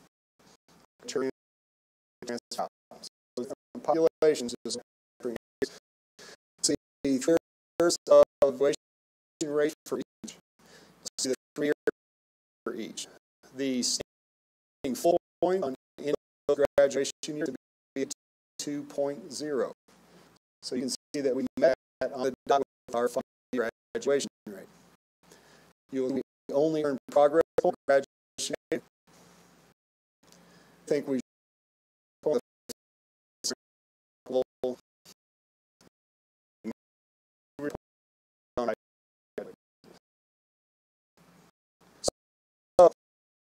so you start 300. One, you see the changed number of points possible for this year. So 2018 reflects standard 1 and 2 changing with all of the science scores removed. So if you get down to the bottom for this year, our total is 115.8 points out of a possible 120. If you compare that on a percentage basis to the past 2 years, we were at 97.5, 97.1, and 96.5. So the difference between this year and last year is 1 point out of 120 possible with science removed. So I would say very consistent scores. We're very proud of those scores. And I guess I would tell you, a lot of people ask me about the APR. I will tell you the APR measures exactly what it's intended to measure. And we went through in pretty good detail exactly what goes into measuring this. And I will tell you, we value everything that's measured in here. We value. I say this many ways, but I will also tell you, not everything we value is measured in here. And you'll see. You think about the programs and you think about that video that we saw at the beginning of this meeting. Mm-hmm.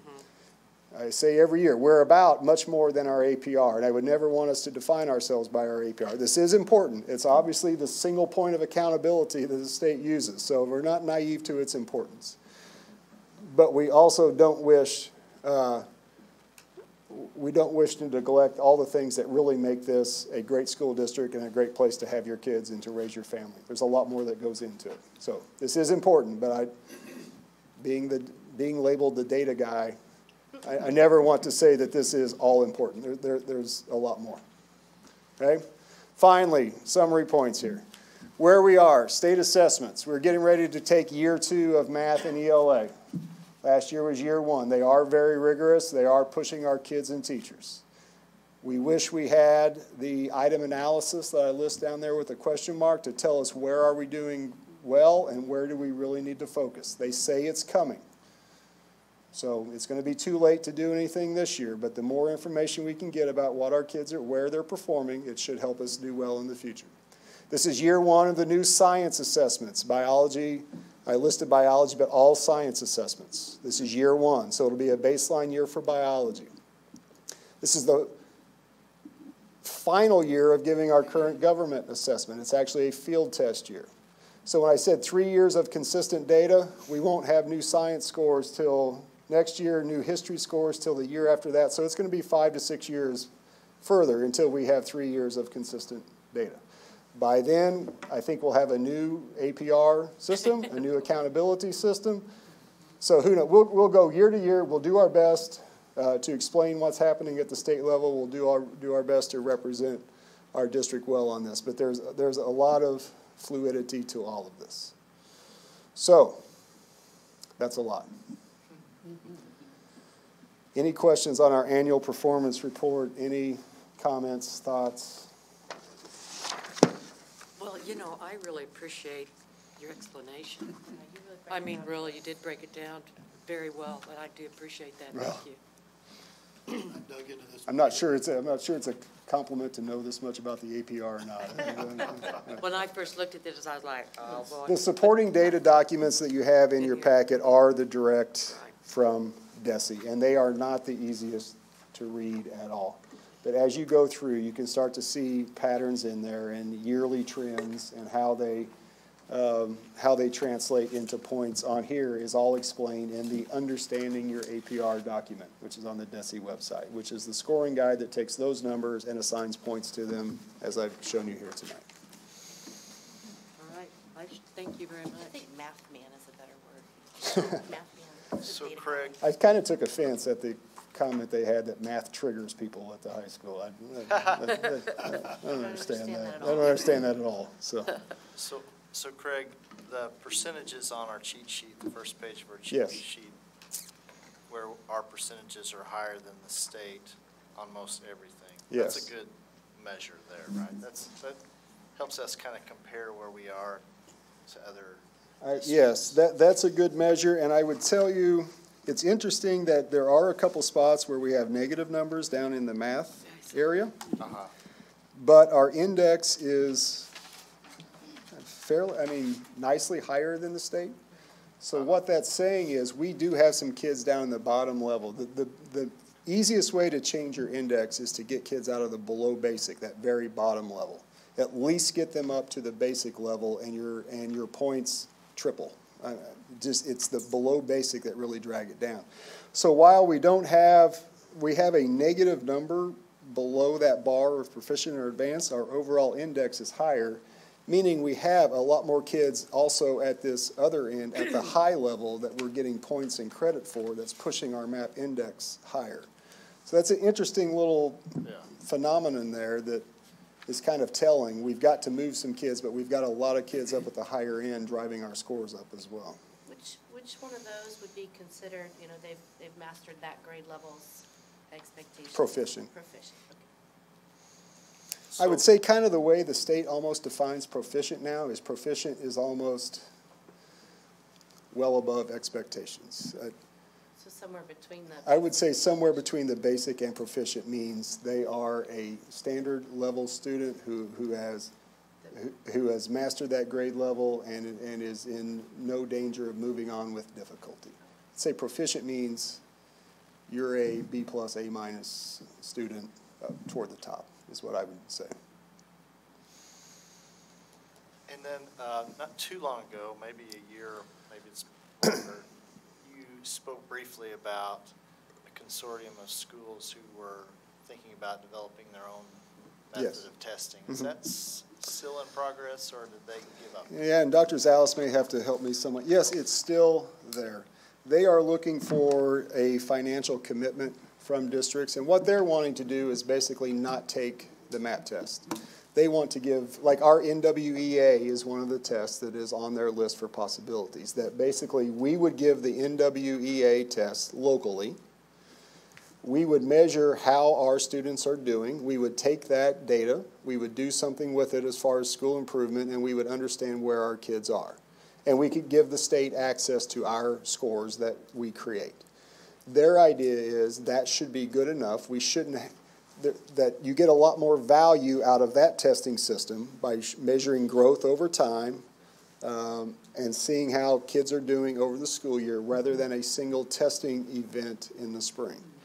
However, in our discussions, we find it highly unlikely that the state is going to say, yes, give that test, just send us your scores, and we'll enter them. We also don't know that that's completely legal for the federal accountability in the ESSA, that the state is responsible for assessing its students. So while we like the idea on merit, I wish that they would say yes, because I think it would be better for us, and I think it would be better for our students. We find the probability of that ever being allowed to happen, to me, is almost zero. And so committing financial support at this point to hop in when we're already, we're already doing this. We're already participating basically by giving the NWEA. We have not made a decision to make the financial commitment to join. It's still out there. It's a pretty significant that was a long answer to say and yes. So it's still there. when that was part of the accreditation task force. If you remember that we had the accreditation and assessment task force, we participated in. I was on the accreditation side. Craig had attended some of the assessment side, and that group came with recommendations and presented them to DESE, and it wasn't approved that we could use that. So the thought was then, while we're in this mode, that we would show that we can measure those things that the APR can measure locally and in our way. But I asked at the time, there was some discussion about doing an affiliate membership where you could have access to the information, participate with less of a financial commitment, because it's really larger districts that are going to be able to afford to do this, and we just didn't feel that there was enough for us there to significantly contribute to that. So I asked that question at our last MASA meeting to the person who's on, one of the people that are on the committee, and they couldn't really answer whether the affiliate is still there. So we would be interested in that part. But you can see DESE will measure what, as Craig said, this is really all they know right now. And MSIP 6 is still out there. So there'll be changes, as you mentioned, to our accreditation process from that perspective. So there's a whole lot of moving parts. But it's disappointing that while he said the APR is important, it'd be nice to be able to measure other things that make a good school district. But I'm not sure we're going to get there anytime soon. Well, I felt a significant level of frustration with the state and their methods, and some of it's, I know, has been political over the last several years, but to not have a consistent measure is problematic. Well, when you misuse the data to compare last year to this year, that's a danger. Some people like to do that, and when you load up so much of your accreditation on assessment, you have a tendency to lean that way. School districts do. There's danger there, and then with the what's hurting us with the science test, for example, that hurts us. Yeah. It's not anything we did. It's just what happened.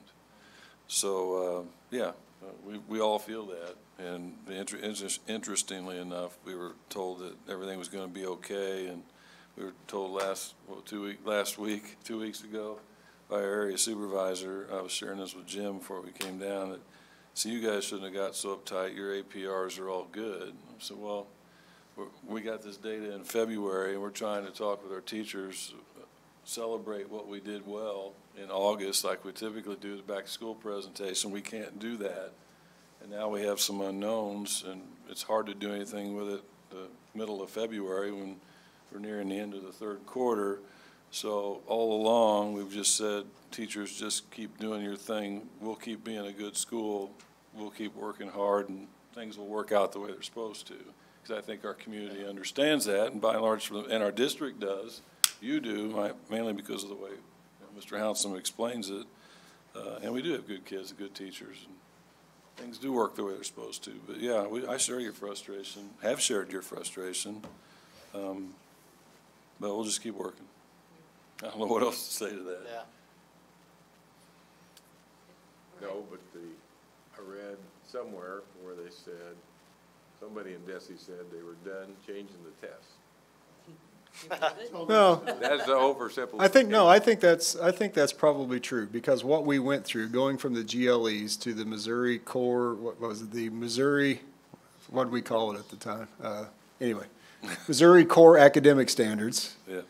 Now, to switch to the Missouri Learning Standards, every time we did that, they had to come up with a new assessment written to the new standards. I do believe, and with the work that was done on the new Missouri Learning Standards at the legislative level, I don't think anyone wants to touch those ever again. And now that they have an assessment written to those, I don't think they ever want to touch that again. So I do believe, barring something completely unforeseen, we are settled in now. Well, that's finally relative term, because it's going to be 6 years until it's all settled in. That's correct. Yeah. Yeah, that's true. By the time we catch up, yes. But to be clear, even though we have our scores from the exams last year, we don't know where we did well. We don't know why our scores are what they are. We can't adjust our methods for this next. Right now, we have no information that allows us to adjust instruction in the classroom to address maybe low areas on the test, because we don't know what the low areas on the test are. Which is what we would be working on all year. Right. Exactly. Right. So we'll see. Level of frustration. Yes. Well, we're smiling.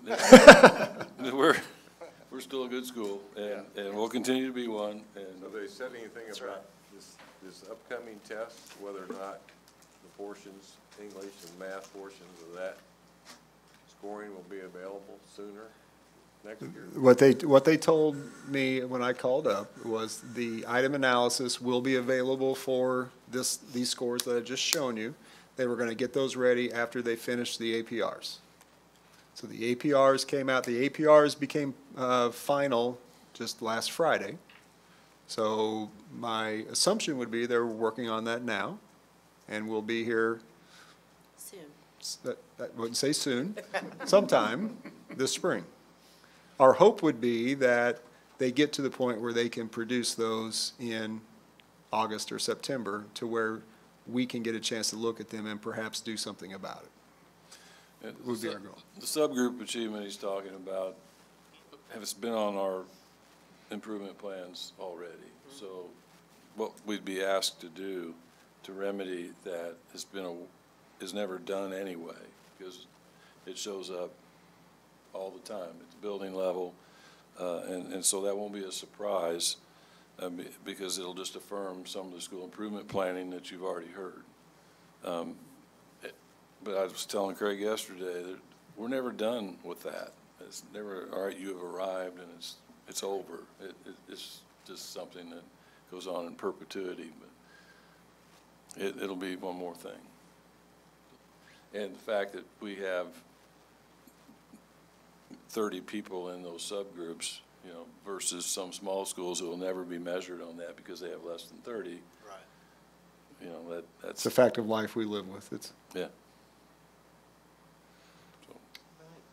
All right, thank you. Mhm. You did an excellent job. Yeah, thanks, Craig. We appreciate it, yes. Okay, next, support staff minimum wage compliance. Mrs. Atkinson will present a recommendation of how to update the support staff salary schedule that will be impacted by the January 1st, 2019 minimum wage law.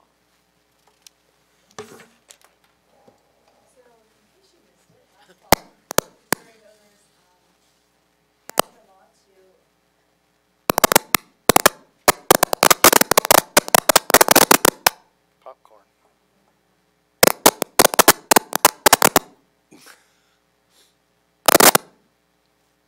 Does that mean the battery's bad? Somebody popping popcorn in the Save the microwave? day, Gina. Yeah, battery going dead. If it needs a battery. You can come sit right here and do that. Use my microphone. There's a mic next to Craig.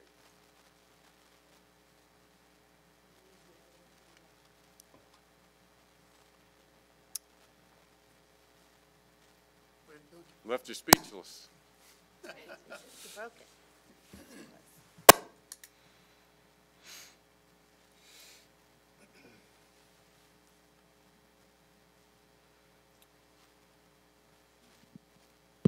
Guess the meeting's over. You work anywhere else? No, I don't stop yet. I'm actually about to start. Really? Okay, thank you. Okay. Last fall, Missouri voters passed. No.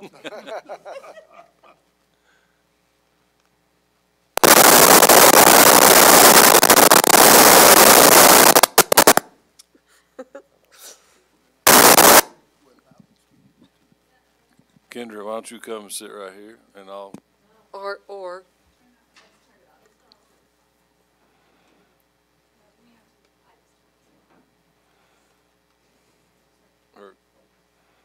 you want to do it from one of the other mics?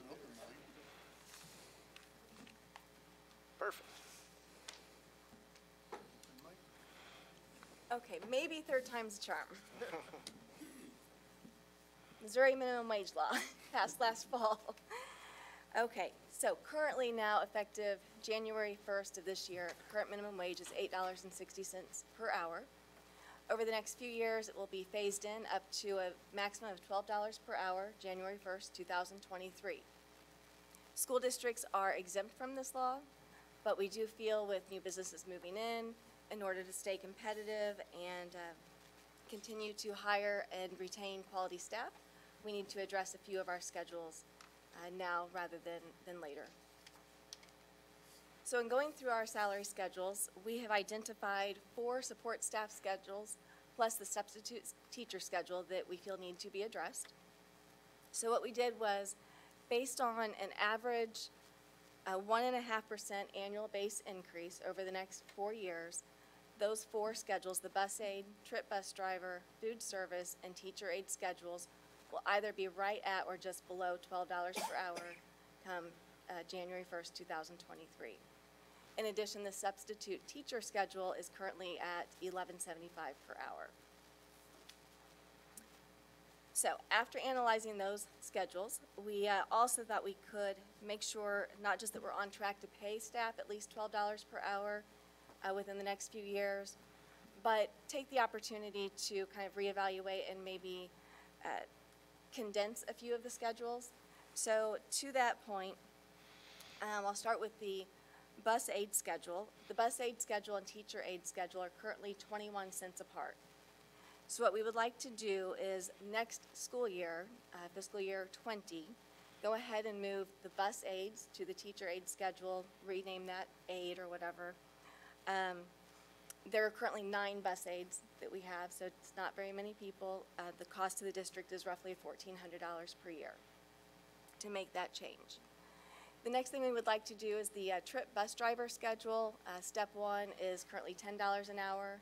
Over the next 4 years, increase that by 50 cents per hour, so that by July 1st, 2022, it's at $12 per hour.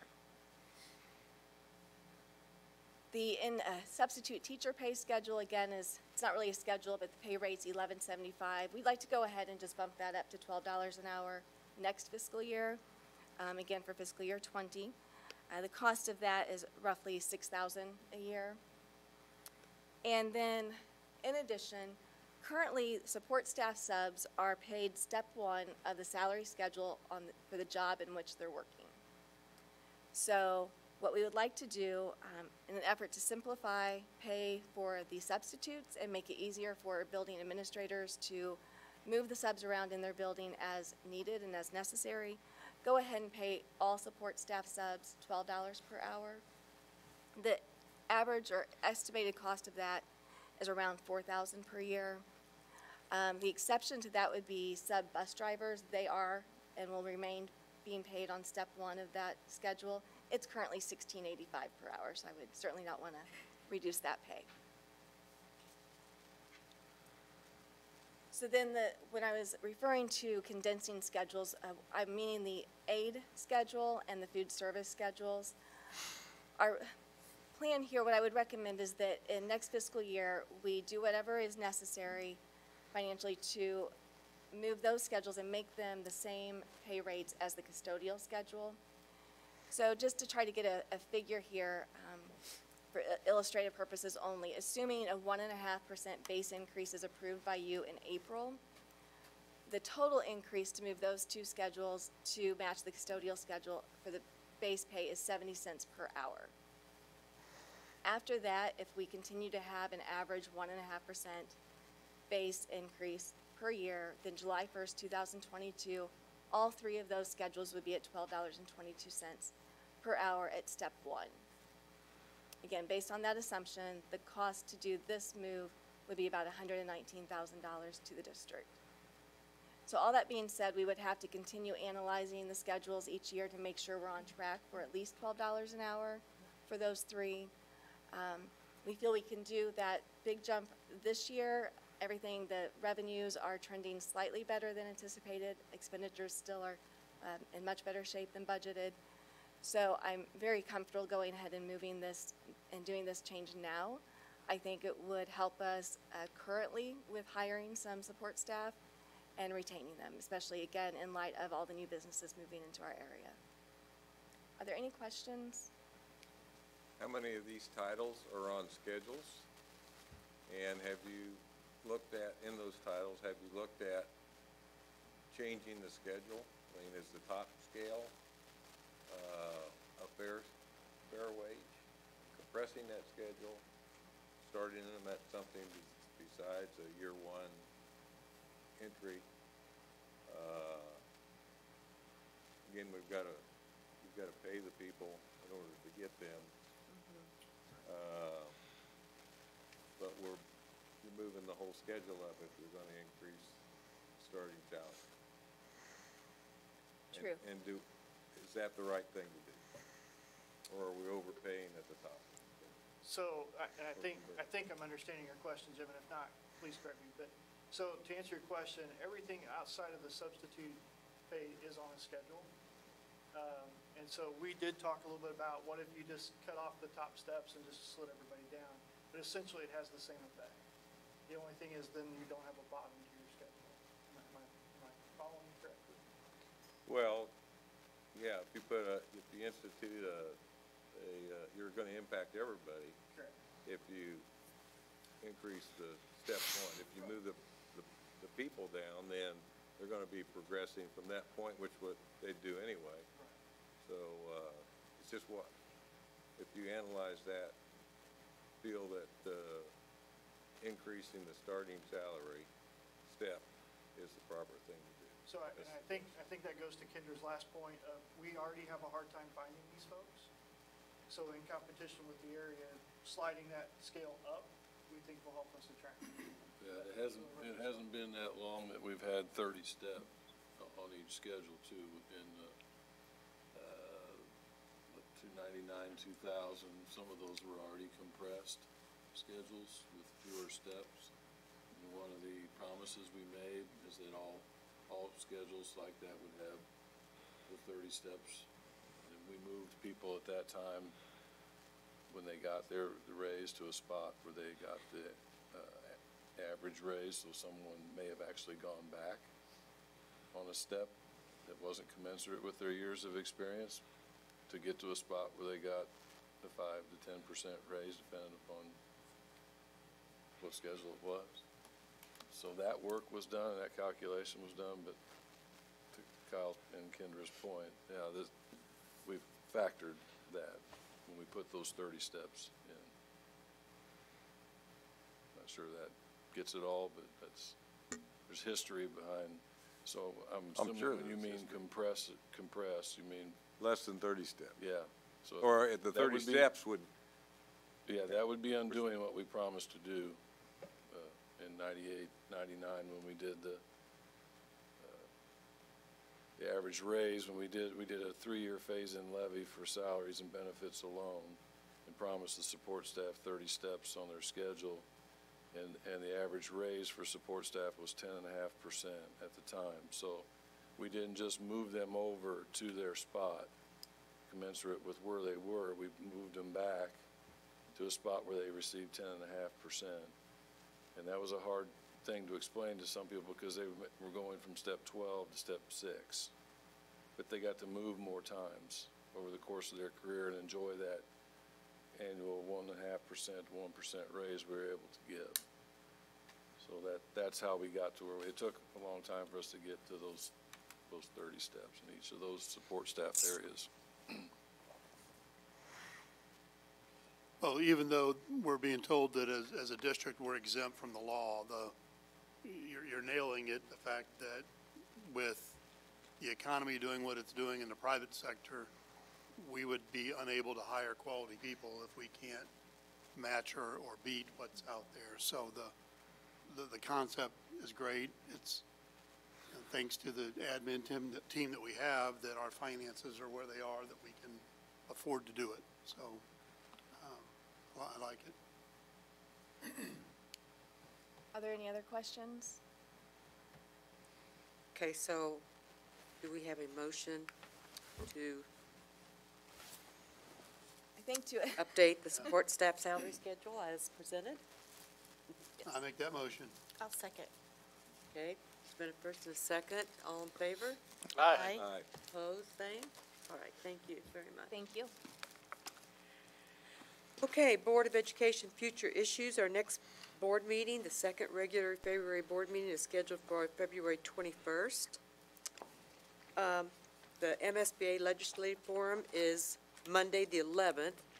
I just looked, and the registration starts at 7:30, but the actual program starts at 9. I think there are 6 of us going. Is that correct? 5 board members and Dr. Dare? I believe so. So what, I think we're going to carpool. Do we want to just meet at central office at, what, do you think, 7:30? Yeah. Yeah, I'm going to have to drive separately because I have a meeting that evening in St. Louis. Okay. So that'll allow Tony to drive to Owensville. Okay, so Tony. One minor detour on the way there. Tony said you would, and you can take how many? We can get 5 in there pretty comfortably. Okay, so maybe if you drive and then Jim Yeah. by himself.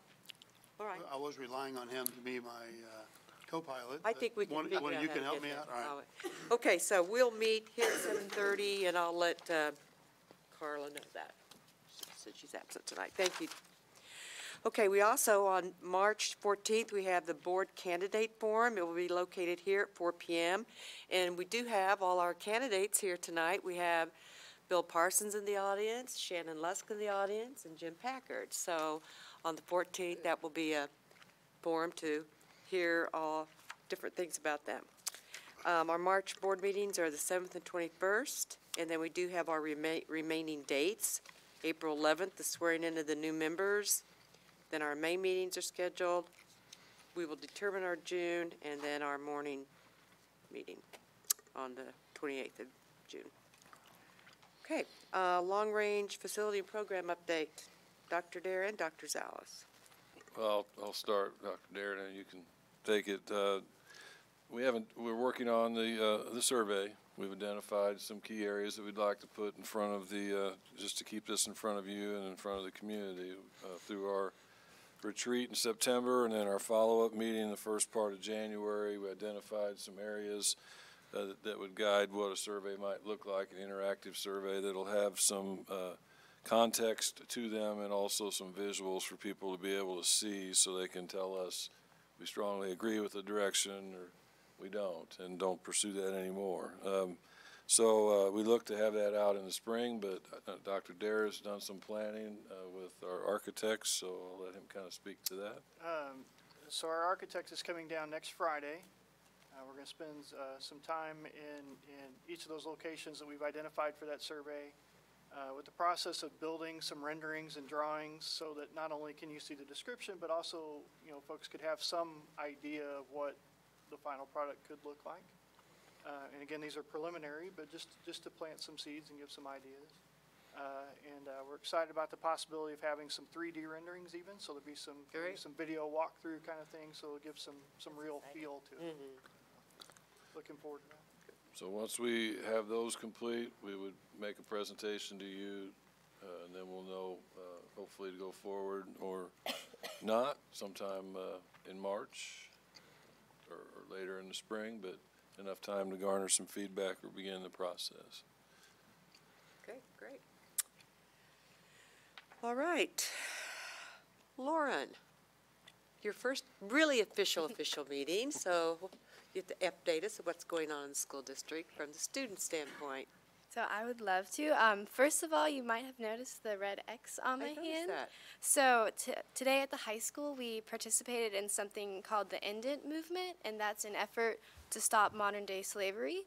So the leadership class actually put that on, and so they collected donations, and students showing support of that movement put a red X on their hand. So that's just something I thought was interesting and good that the students are doing. Also, students at the high school are working on their schedules for next year. We had our enrollment fair last night at RTI and RTC. It's Career and Technical Education Month. And also at RTI and RTC, they're kicking off their Career Pathways Professional Development Series. That's going to start February 15th. And there's going to be 32 teachers, counselors, and administrators from Rolla and 6 sending schools that will be participating. Also, the junior high is participating in the Random Acts of Kindness Week, and that's going to be February 18th through the 22nd. At Wyman, it's going to be pastries with first grade parents on February the 13th, right before Valentine's Day. Also at Wyman, they're hosting the Smile Mobile, the dentist, the first 2 weeks of February. And again, at Wyman, they're continuing their work with conscious discipline, and they're having a parent night next Tuesday. So that's all for the district right now. And I appreciate that your input tonight when you're talking to the counselors, because that's what we really appreciate our student reps to do, to take an active part in that. So of course. That was great that you did that. Thank you. Yeah. So have any other board members been to any of the buildings? I actually got to go to the enrollment night last night at the high school, and Dr. Pritchett said they've been doing it for a while, but I think it's the first time. It was so great because they had all the teachers there, they had all the counselors there. It was mainly for 8th graders. So the 8th graders and their parents could come over and like talk to the different teachers, talk to the different programs. They had like RTI programs there, RTC programs there, and then all the different, like the math teachers are sitting together and the science teachers sitting together. It was really neat. They had a great turnout. So, and then tomorrow, isn't there a celebration of nations at the high school? Oh, yeah, I so forgot I'm about that. glad Yeah. I'll try to stop by that. Yeah, so that's going to be going on throughout the day, and I'm not sure exactly how they're setting it up, but different students were picked out, and they're going to be giving speeches throughout the day. They're going to have different activities set up, and I believe certain classes, it might be all the English classes, are going throughout the day. Dr. Pritchett said it's kind of like a mini celebration of nations that we actually have here in, you know, the city, that they're doing it tomorrow at the high school. So if anybody has a little time to stop by, he said it'd be going on all day. So great. All right, wonderful. All right, just check out the written reports, and then I do need, I guess, a motion to go back into closed session. I'll make the motion to go back into closed. Thank you. I'll second that. How do you vote, Tony? Yes. Yes. Yes. Yes? Yes. Okay, we are closed. Thank you.